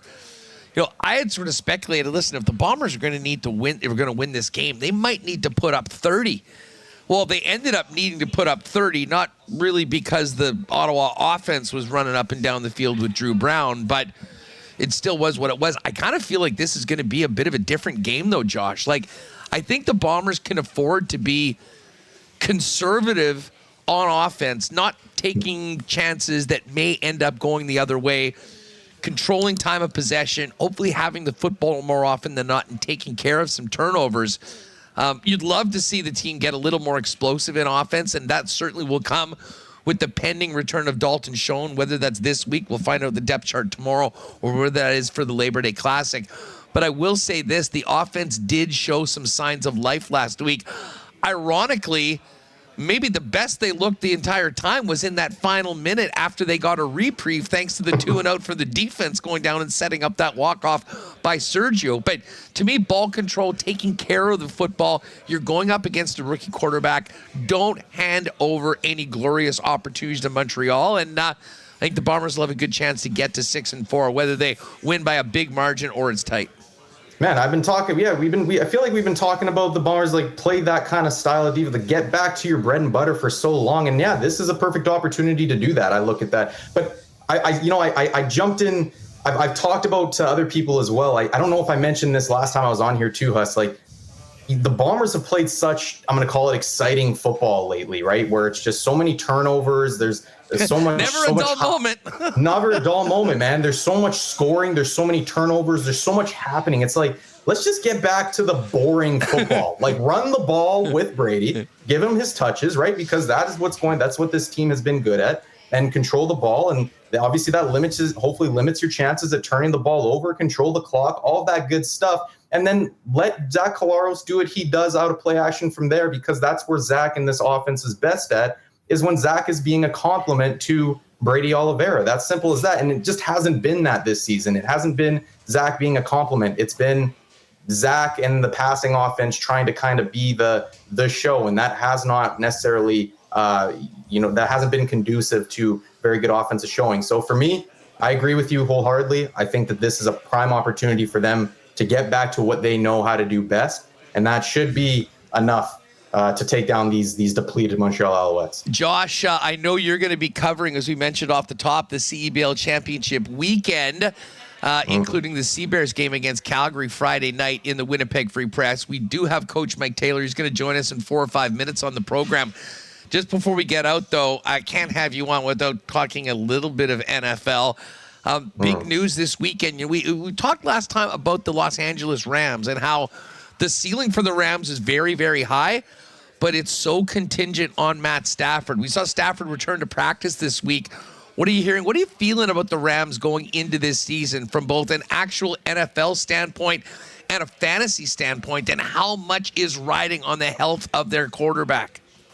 Yeah, the every Los Angeles Rams player that you would potentially draft is pretty much tied to Matthew Stafford. And it's like that also, I love a value in a guy like Kyron Williams right now and where he's going in the draft. But I mean, if Matthew Stafford's out, that all of a sudden turns into maybe not as great of a value as what it was thought to be before. And so Puka Nacua was a guy who I was absolutely in love with this entire process. Even Devontae Adams to an extent, but Puka Nacua was kind of one of my guys for throughout this entire process who I was banking on. And so, but with Matthew Stafford, I would think like it was kind of weird looking at the videos and a lot of these highlights you see from training camp is, you know, you can only take so much from it, but like you see Matt and it doesn't look like he's holding anything back on his throws. Like he's slinging it like he normally does. He looked like he was putting some torque behind it. He looked like he was twisting that back and it didn't look like there was anything wrong with it. And so that kind of makes me wonder, okay, is he ready to go? And like, is he fine? Is everything, all systems go here? So I'm not quite as worried necessarily about the start of the season anymore.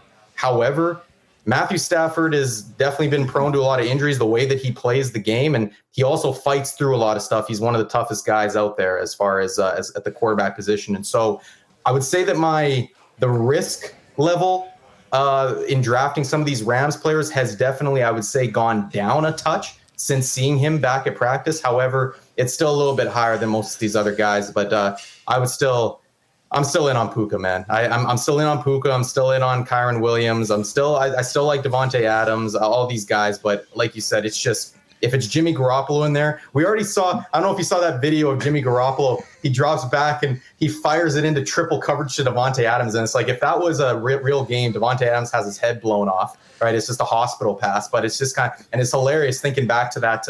Was it Hard Knocks when Devontae Adams just went teed off on Jimmy Garoppolo? This is why I got out of the Raiders.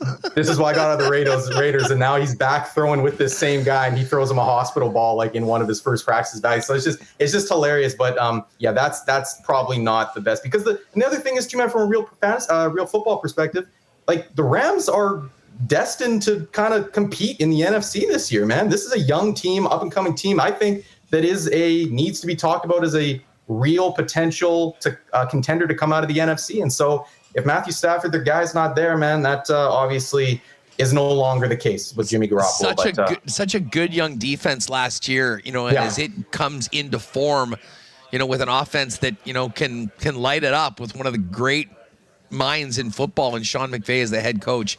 I do think the Rams are live, but it to the point, it all is contingent on Matthew Stafford being able to play.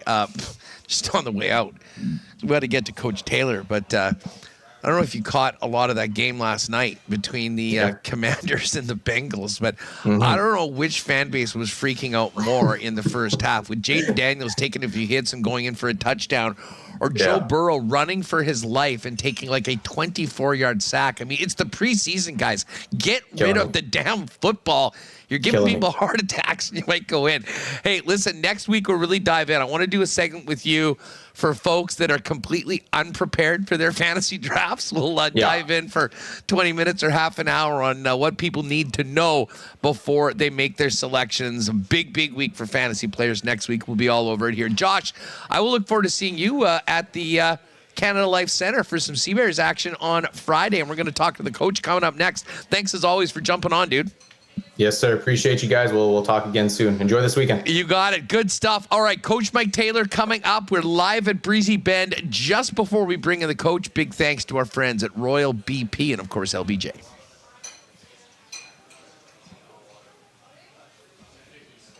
Big thanks to our friends at Royal Sports for their support of Winnipeg Sports Talk. You all know that Royal Sports, family owned and operated for over 50 years, is the ultimate sports superstore for Winnipeg fans. Now, everything is gearing up for the hockey season.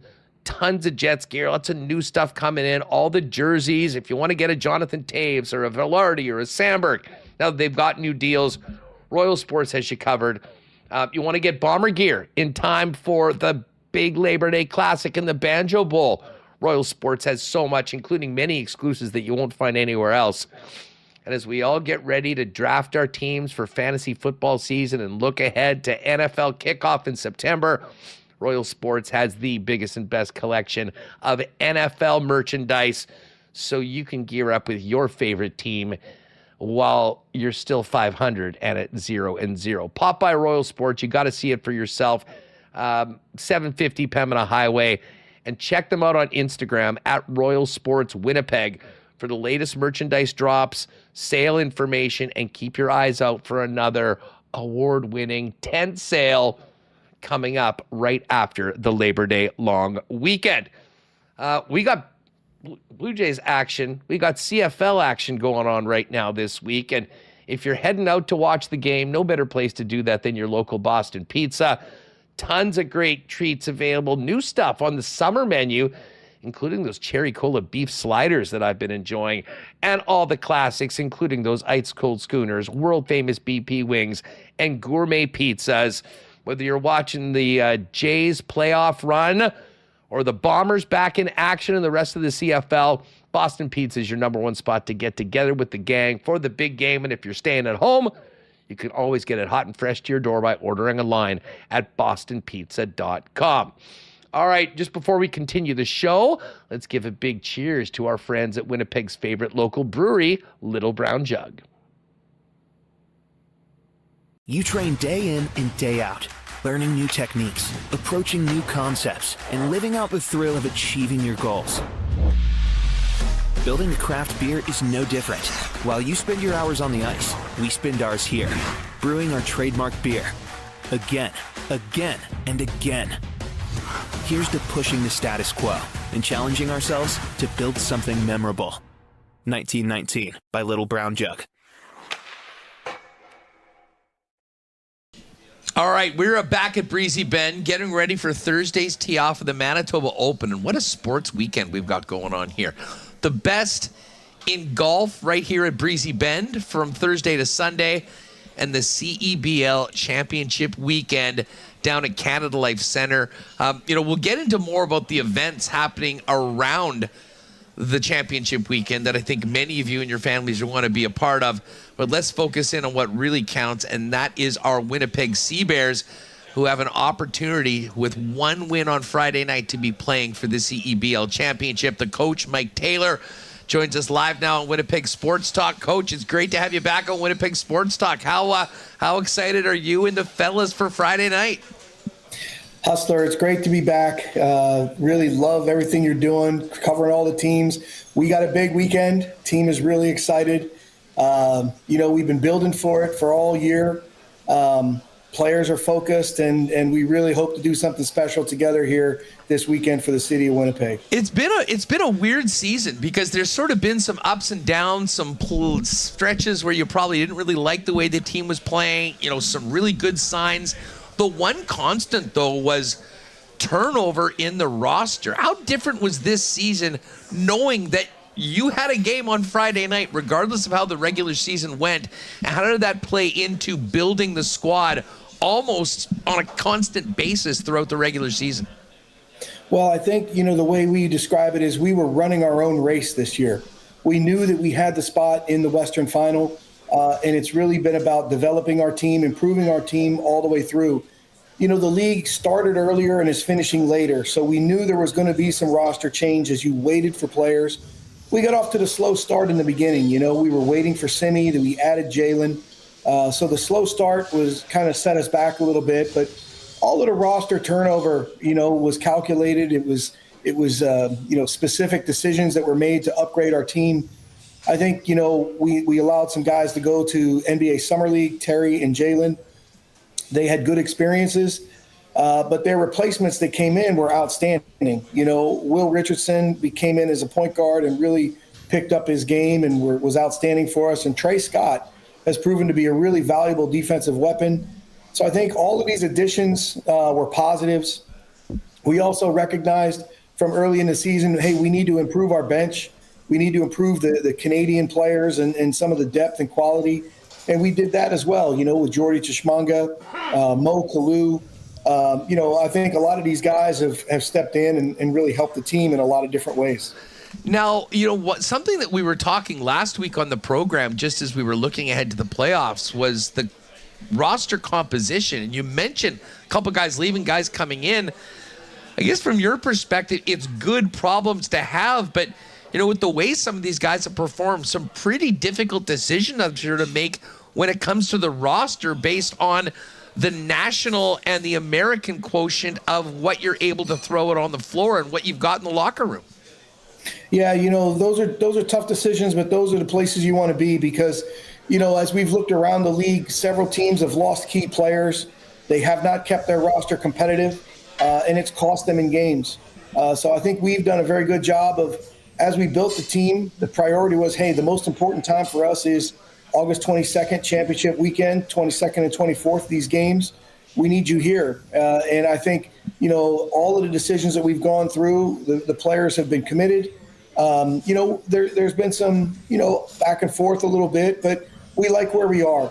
I would rather be in a position where we have the depth, we have the quality, and then we've got to make those difficult decisions to try to see who's active and deactivated, heading into this big weekend. But the guys have handled it really, really well. They've been super professional about it. And we're really excited about, the final few days of preparation here as we get ready, for the big game on Friday and hopefully the championship on Sunday. Coach Mike Taylor with us getting ready for CBL Championship weekend here in Winnipeg. First semi, 5 p.m. Friday, Canada Life Center, Seabears and Calgary, 7:30. Two winners will meet on Sunday for the championship. Now, Coach, speaking of Calgary, we came onto the program yesterday and said, hey, it's a huge sports week. We got the CBL. The Seabears are not playing the Vancouver Bandits. This is the number one team all year long. Speaks to how the quality of the West Division.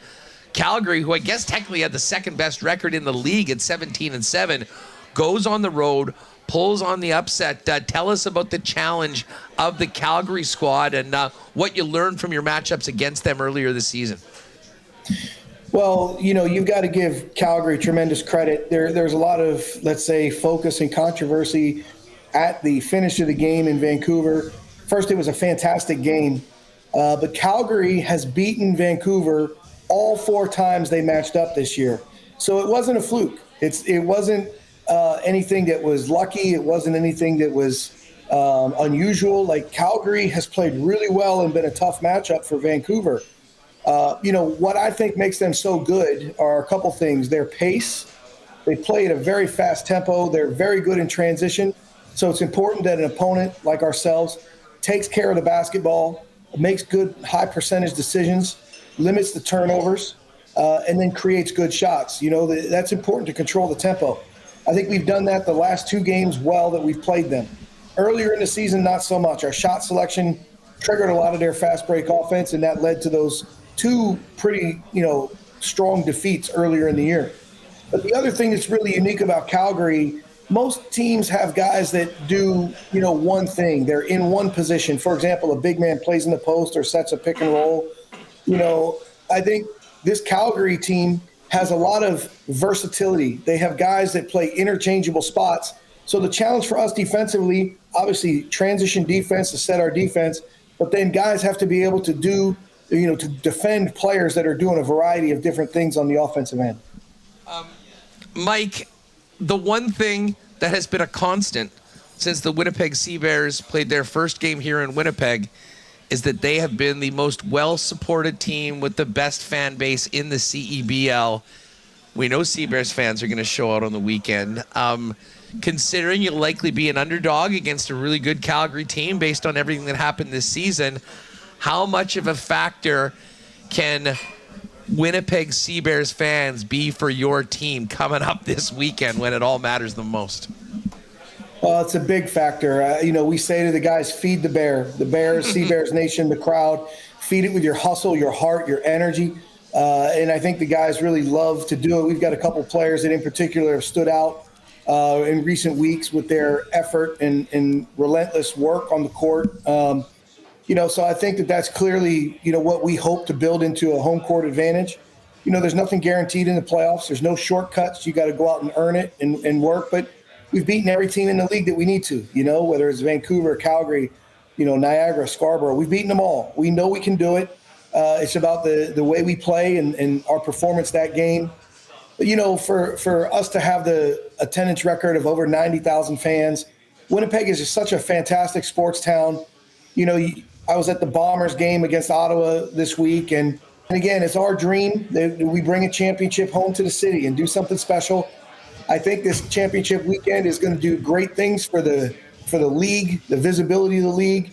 It'll be extremely professional. The organization is working on a great event, and we're really hopeful that we can get that tremendous fan support and put together a great effort to make those dreams come true this weekend. Yeah, downtown is going to be rocking for the CEBL Championship weekend. The semis on Friday, events throughout the weekend, and then the game that matters the most, the one for the title, Sunday at Canada Life Center. Hey, you mentioned you're out at the Bomber game. I remember, Paul Maurice and Scott Arniel with the Jets have both talked about their interactions with Mike O'Shea, who's really become a Bomber legend during his time here with the 2 Grey Cups and the 5 straight trips to the big game. Have you crossed paths much with Osh and done a little bit of coach talk between sports? Yeah, I'm a big fan. He's a winner. He does a fantastic job with the team and the organization. I've been introduced through Mike Morreale. We've had, several conversations and keep in touch, mostly through text. But he's invited me into his office after games when I go and we talk coaching and sports. He invited me, this past week onto the practice field with him, and I kind of shadowed him. It was just a great experience. The players are first class. I had a nice conversation with Sergio, and then from the middle of the field, Willie Jefferson, tell him I'm ready. Big basketball guy. We had a great time, but I'm a big, Mike O'Shea fan. I think he's a winner. I think he does a great job with the team. And we're out at the game supporting them, and we're just so happy when they come away with a big win. But, again, Winnipeg is fortunate to have a great coach like Mike, and the whole organization is something special. I appreciate it being from the USA, seeing things that are kind of new. But Winnipeg, Bombers are great. The Jets had a fantastic season, and we hope to kind of add into that sports picture for Winnipeg with a big weekend and hopefully make that dream come true with a championship this weekend. Well, listen, I tell you what, the fans of the Sea Bears have been looking forward to this all season long. I know you and everyone at the Sea Bears front office has been working incredibly hard to put on a great show for both the city and the country and the league. And but what's going to make it the best weekend and championship weekend is if we can have the Sea Bears playing for it all on Sunday against the winner of the East semifinal. Coach, good luck. First things first on Friday. And here's to what will hopefully be an incredible few days for the league, but especially the city of Winnipeg, basketball in the Peg, and the Winnipeg Sea Bears. Thanks so much for doing this, and good luck on the weekend in the championship tourney. Thank you, Hustler. We appreciate you guys, and I hope to see everybody out at Canada Life Center this weekend. It's going to be something special. Good stuff. Thanks, Coach. There's Mike Taylor. Sea Bears getting ready to get after it. It is funny, Reem, that, he mentioned, we talk about this Vancouver team who was so good all year. They just could never get over the hump of the Calgary Surge. And yet, as Mike just mentioned, everybody that is in this tournament that's come here, the Sea Bears have beat. So while they've lost some games you probably would have liked to go the other way, they've worked on building a roster. It's not like they're going up against a team that they haven't beaten in recent history. I think they got to feel confident, especially with the crowd support that they're going to be getting at the arena on the weekend. Yeah, 100%. You know how important the crowd is. And, yeah, Mike mentioning, and Joey Slattery said this to me a couple weeks ago, Calgary had beat Vancouver every single time, even though Vancouver overall had the better record. They were on the season. 19-5 and had lost 3 times to Calgary and once to the Sea Bears. Yeah, and so it's Calgary. So as Mike said, people who were paying attention maybe not seeing that as an upset, but for the Sea Bears, you've had some time off here. You can beat all the teams here in the Final Four. So I think it'll be a great week. Commissioner Mike Morreale will be joining you tomorrow. They have a number of festivities planned for downtown. Tomorrow it all kicks off with the coaches press conference in the morning, the commissioner's address. There's awards this week as well, a luncheon. So exciting what the CEBL is bringing here and how the league has grown over the last couple years. So we'll be paying attention. But Friday night, it is, what time is it? Like 7:30? Yeah, 5 is the first game. Yeah. 7:30 is the second game. That's the game that the Sea Bears will be in. I don't know this 100%, but I believe tickets are good for both games.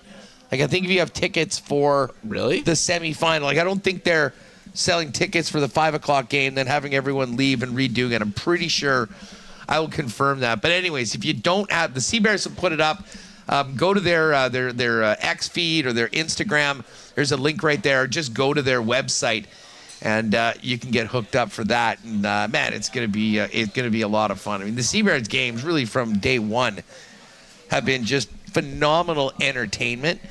And it's so cool to say the way the city has embraced it. And a lot of folks that maybe haven't been to the arena for other events coming in there and getting a part of what the Sea Bears basketball is all about. And certainly we'll be putting our best foot forward. But I will say this to fans, even if you've maybe been to one game or haven't been to a game, this was a great opportunity, especially Friday night. I mean, the stakes are high, the crowd will be big, and the Sea Bears could definitely use everybody pulling behind them because we know how big the home court advantage can be in basketball. And hopefully it will be exactly that.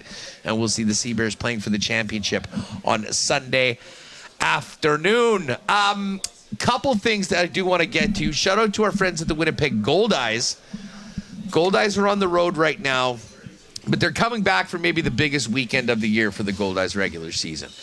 Of course, they celebrate our friends from the Francophone community for the Soirée Francophone on Friday. And then on Saturday is the Bark at the Park. You ever been to the Bark at the Park? I have not, but I know one of my friends who has a dog and loves baseball makes a point of getting to the Bark at the Park every year. Yeah, so that's Saturday, 6 p.m. start. If you love baseball, if you love the Gold Eyes, if you love dogs, that is the game to be at. Now, obviously, it's a little different than normal games. So you've got tickets. There's a certain number of dogs.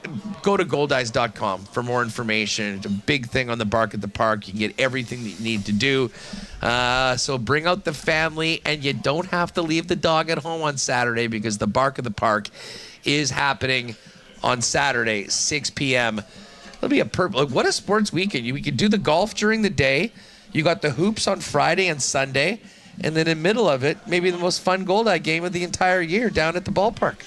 Yeah, definitely a lot of activities as well. So, look, yeah, you could really cram everything in. I would go to Bark at the Park, except my 3-year-old daughter is afraid of dogs, especially the little dogs. So I don't think we'd last there. More afraid of little dogs than the big dogs. That's the joke. The littler the dog, the more afraid she is. I don't know. They come near her. She doesn't like it. But if you like dogs, that would be the place to be. I'm sure some good dog watching for sure. You know how, and again, not a parent, so I haven't done this, but you know how sometimes they say, if the kid's afraid of swimming or something, you just throw them in the pool? Yeah. And then they sort of figure it out?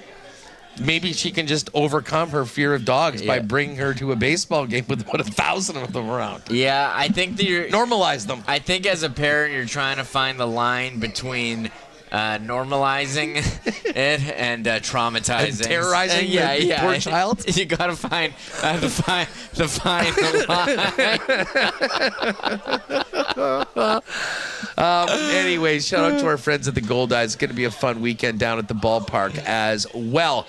Of course, we are here at Breezy. I got to give a huge thanks to Corey and the amazing staff here at Breezy for the hospitality and getting us set up. Of course, we've been working with them for a long time. It is our home course here. Love to get out. It's just been amazing to see how the course has really changed over the course of the last 6-7 years with everything they've done out on the course with the new greens and tee boxes and changed holes, and of course everything they've done in this beautiful clubhouse. And they are looking forward to showing off the entire province.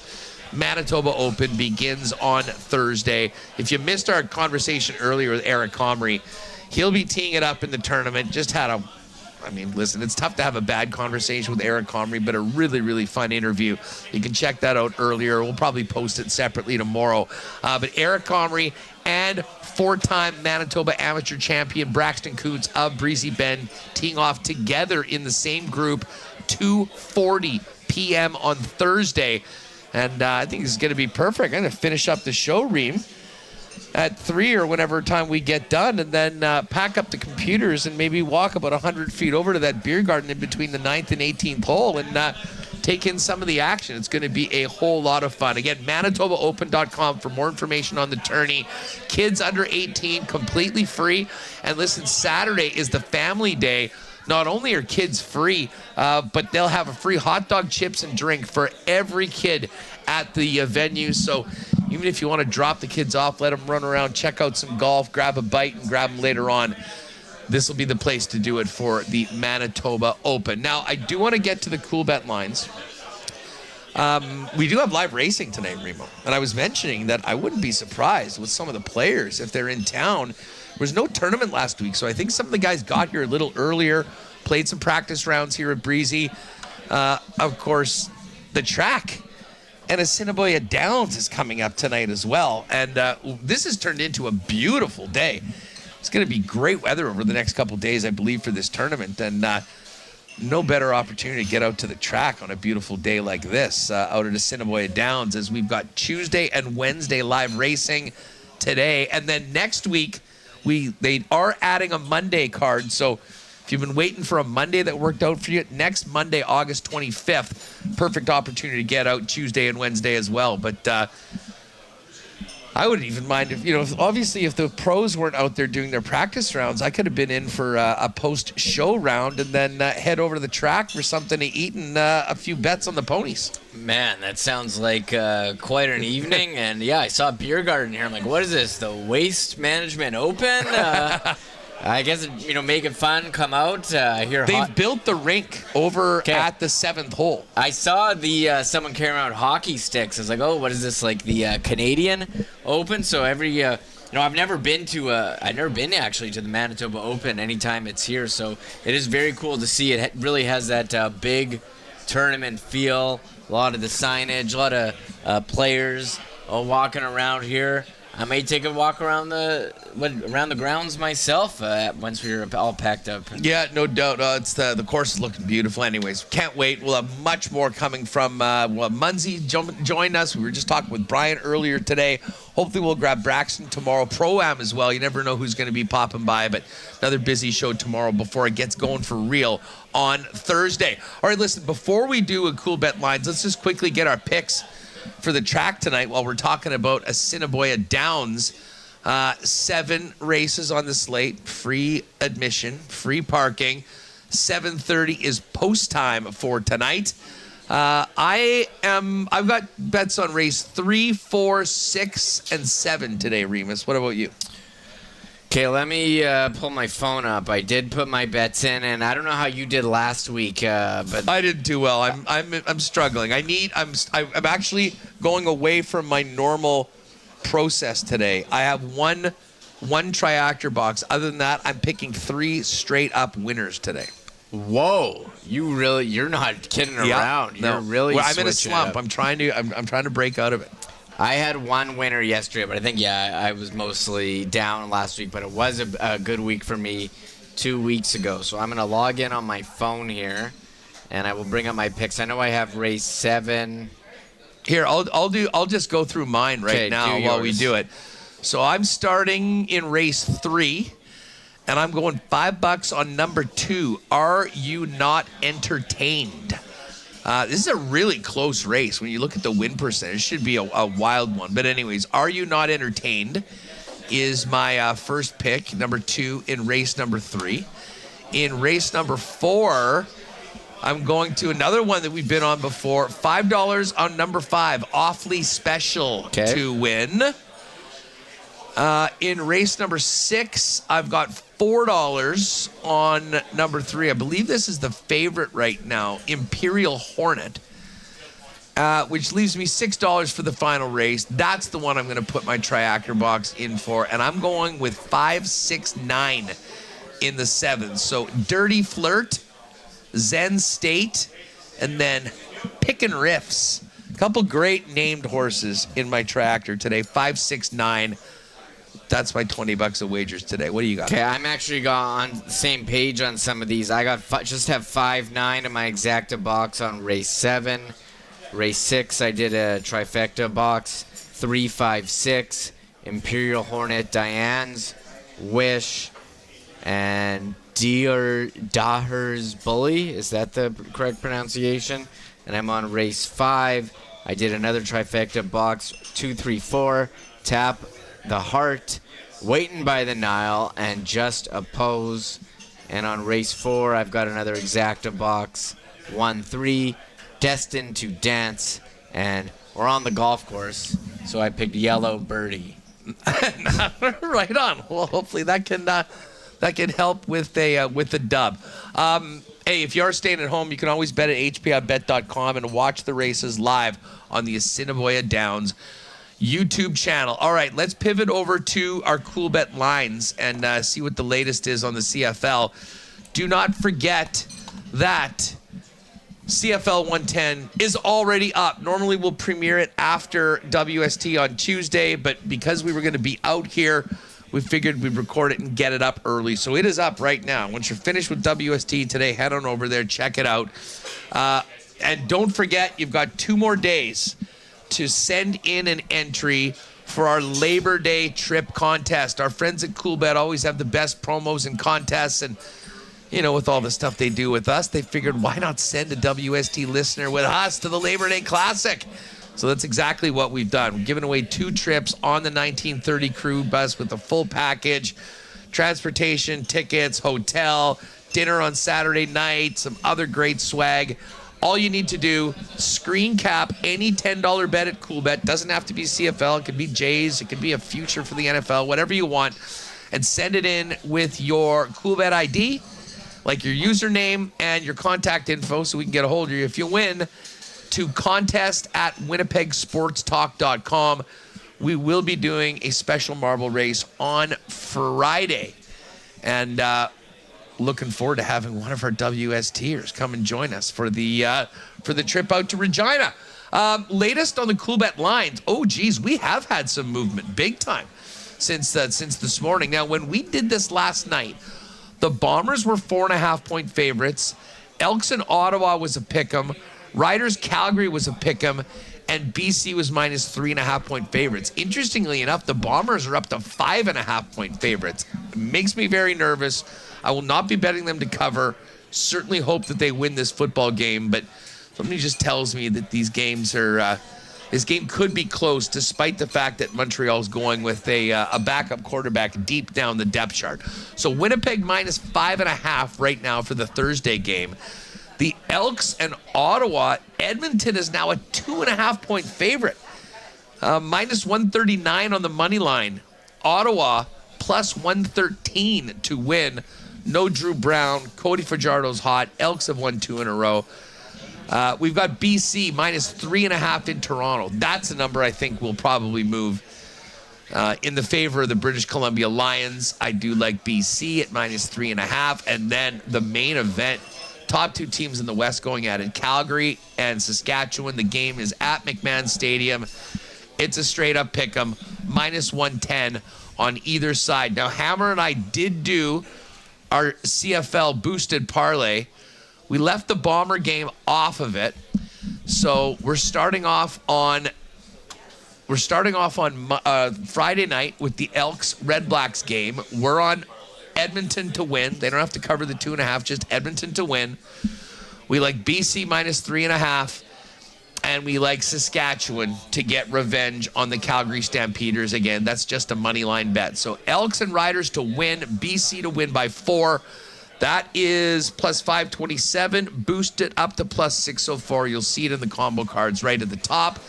I see Pat Gregoire. Greggy's back. He'll join us later on this week. He has the Greggy Golf Special up, some other ones for the Tour Championship as well. And then, of course, lots of NFL futures. And we will have, now that Pat's back, NFL futures content on WST winners, more for the YouTube channel. And then don't forget, during the regular season, 10 a.m. Friday morning, the weekly NFL pick show right here on Winnipeg Sports Talk. Huge thanks to the gang over at CoolBet for their support of WST. And don't forget, if you want to join me in Labor Day on CoolBet, contest at winnipegsportstalk.com. Screen cap any $10 bet, and we'll put you in for that special marble race on Friday. One other thing we should get to for tonight right now is the Toronto Blue Jays. I want to talk to finish the show about last night's game in a moment. Tonight, however, Blue Jays are back at it. Max Scherzer's on the hill. Keller for the Pirates. Blue Jays are a minus 147 favorite. Pirates plus 125. Remis, did you catch the Tommy Pham show last night at between the Blue Jays and the Pirates? Saw a bit of it. I've been excited since yesterday to be talking with this. By the way, I'm on the Jays tonight, and I think I'm just going to roll with the money line. Although Bo Bichette is just so hot these days, I don't mind taking Bo maybe over 1.5 total bases. Heck, with Vladdy probably out after getting nicked up last night, maybe he really steps up. We'll go over 2.5 at plus 226 for Bo tonight. But anyways, if you missed the game last night, first of all, big missed opportunity for the Jays. If you remember me talking about this game yesterday when we were doing this, they're going up against Paul Skeens, arguably the best pitcher in baseball. The Pirates suck. They needed to get out of the Skeens portion of the game in it, and they did exactly that, 2-2, as they got into the bullpens, which made blowing that game, I think, so frustrating that they hung around. They got a couple runs off Paul Skeens, and yet they weren't able to win. So certainly be motivated to get back on even terms with the Pirates and hopefully win these next couple and win this series.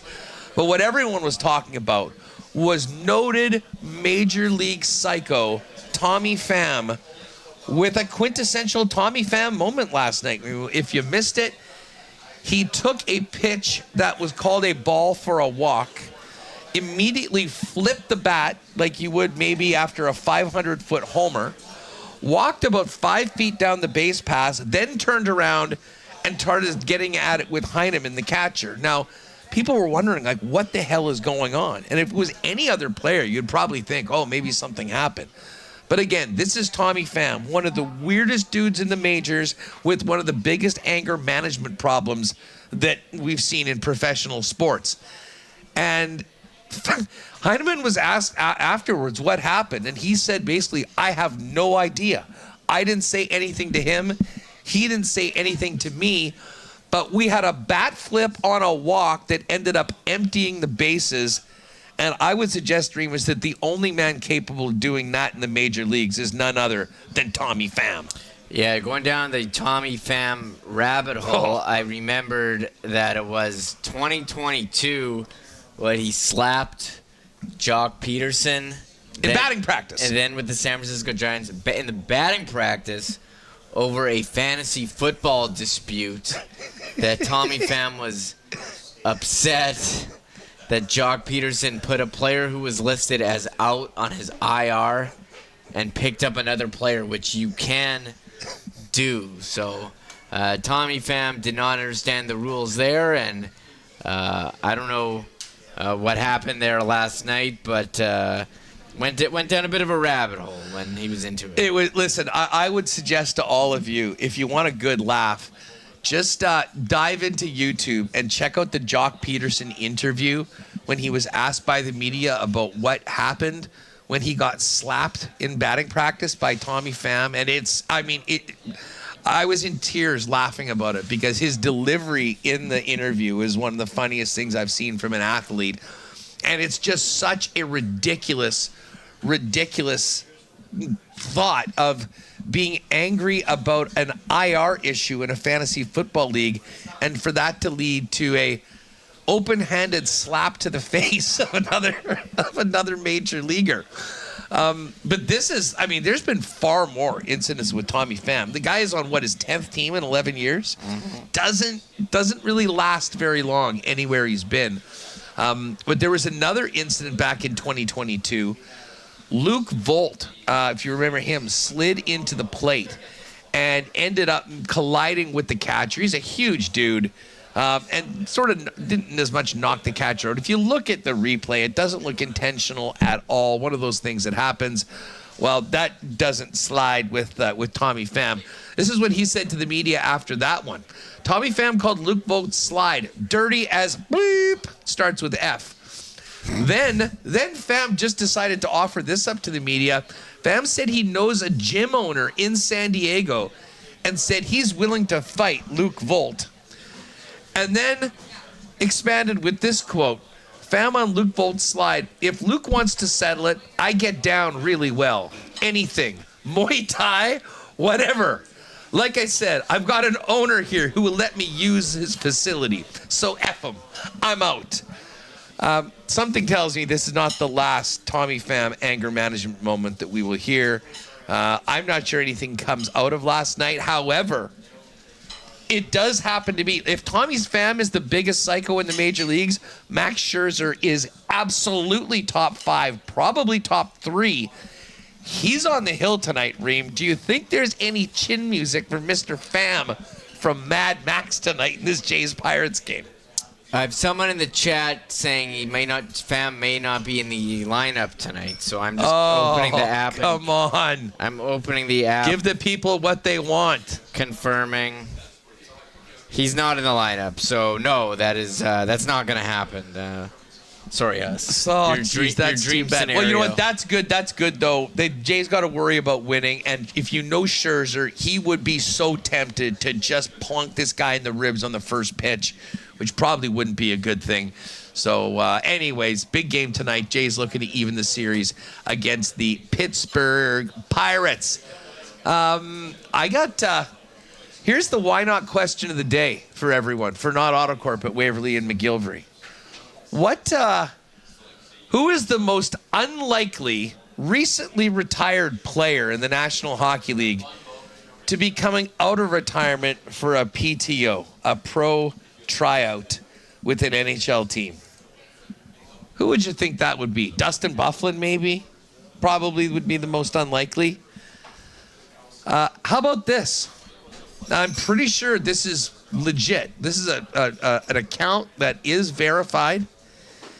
It's the official Twitter or X of the St. Louis Blues.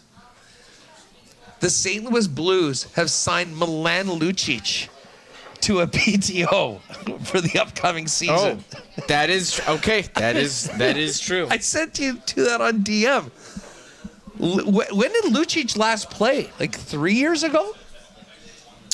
It's been a while. Remember, he last appeared with the Bruins in 23-24, where he had 2 assists in 4 games. In November of that year, Lucic took a leave of absence from the team and later entered the NHLPA Player Assistance Program. He's completed the program and been reinstated. He's played almost 1,200 career games. He's only age 37. So sure, why not? Just I'm sure he's put in his time. He's trained. I'm not sure what kind of contributor he could be. He was never a big point guy. Maybe you could have him on the 4th line. I mean, Luch looked so done in 23-24. I mean, he got into 4 games with Boston after playing the last 3 seasons in Calgary, finishing off that. Well, I mean, listen, he was part of the ugliest July 1st in NHL history. If you recall, he signed that 7-year deal with Boston. James Neal signed the 7-year deal. Lucic signed with Edmonton. Yes. And Neal signed with Calgary, and then they got traded for each other. Something like that, yeah. Was that the Andrew Ladd? I was just about to say an Andrew Ladd 7-year. Was that Louis Eriksson to Vancouver? Louis Eriksson. Anyways, I didn't expect that, but apparently Milan Lucic is going to going after it for a PTO. After 1,177 games, had not played since just those 4 games with the Boston Bruins in 23-24. I will say this, though. I mean, I knew he had listen, I don't want to speak. There was a family issue, some sort of a domestic complaint. Not sure what happened with that. But he did go into the NHL Player Assistance Program. And when people do that, often they really go from one thing to the other. And tell you what, if Luch had basically been spending the last year just skating and getting into shape, pretty imposing individuals. So anyways, the St. Louis Blues have another interesting camp storyline coming up with Milan Lucic signing up for a PTO. Of course, our guy here kicking off the show with us, Eric Comrie, today out on the golf course, and he's getting ready to swing it with the best in the PGA Tour Americas, many of which we've seen sort of coming in and getting ready to do their thing on the course for some money on the weekend, Reem. Yeah, and this is the next wave of PGA Tour players. I watch Full Swing on Netflix, and you see Joel Damon. He played here. JJ Spahn, who won the U.S. Open this year, he's played here. So if you want to see some of the up-and-coming, top pro players, this would be the place to be this weekend. Should be some great weather, and as you mentioned, as beer garden, right? And free for me. I was pumped. Free hot dogs for the kids. Is that what you said before? Yeah, Saturday's family day. Bring the kids out. Free hot dog, drink, and chips for all the kids that'll be here. So we're looking forward to it. And again, we'll be here right up until Friday. Looking forward to it. Let's get to a little fan feedback from brought to you by our friends at fansfirst.ca, your number one spot for buying and selling Winnipeg tickets on the resale market with no added fees. What you see is what you pay, unlike the other sites. And of course, don't forget, Fans First now has Bomber tickets as well. So if you're looking for tickets to the sold out Banjo Bowl, keep your eyes on Fans First. I mean, the chat's been popping basically all day, but a ton of love for Eric Comrie, who came on. Mary Jane, thank you, Eric. Great interview, Huss. Leslie Mishuk, Eric is a great interview. Comrie is always a hoot from Donnie Boy. And amazing convo, Huss. Thanks, Coms. Good luck. Love to see everyone enjoying that one from Eric Comrie. Hope you guys enjoyed it as much as I did. It has been a fun show. We're just getting going for the week here today, Remo. A lot of the heavy hitters of the city are going to be here tomorrow taking part in the ProAm. I know the pros are going to be playing, 9 holes with each group is going to play with the pro on the front 9, a pro on the back 9. Be a lot of drinks, a lot of food around here, which probably will make for a very fun atmosphere for tomorrow's edition of WST. Yeah, it was a blast coming out here, getting set up in the clubhouse, and I'm looking forward to being out here for more of the week to see more of the Manitoba Open. Folks, that's going to do it for us.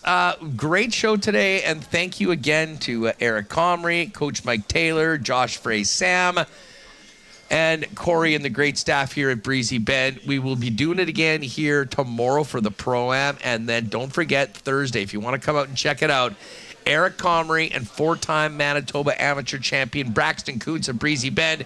He's making his professional debut. They tee off at 2:40, but it'll get going in the morning, and there'll be world-class golf all day long on Thursday and throughout the weekend right here at Breezy Bend. Huge thanks to all the sponsors that make our show happen each and every day, and to all of you for being a part of it.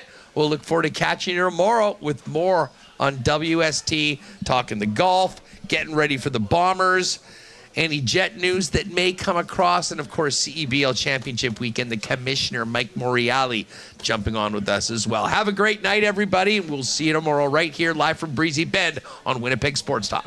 Oh my God! Oh! Shut it down! Let's go home! Thanks for tuning in to Winnipeg Sports Talk Daily. Make sure to subscribe on YouTube and your favorite podcast feed at winnipegsportstalk.com.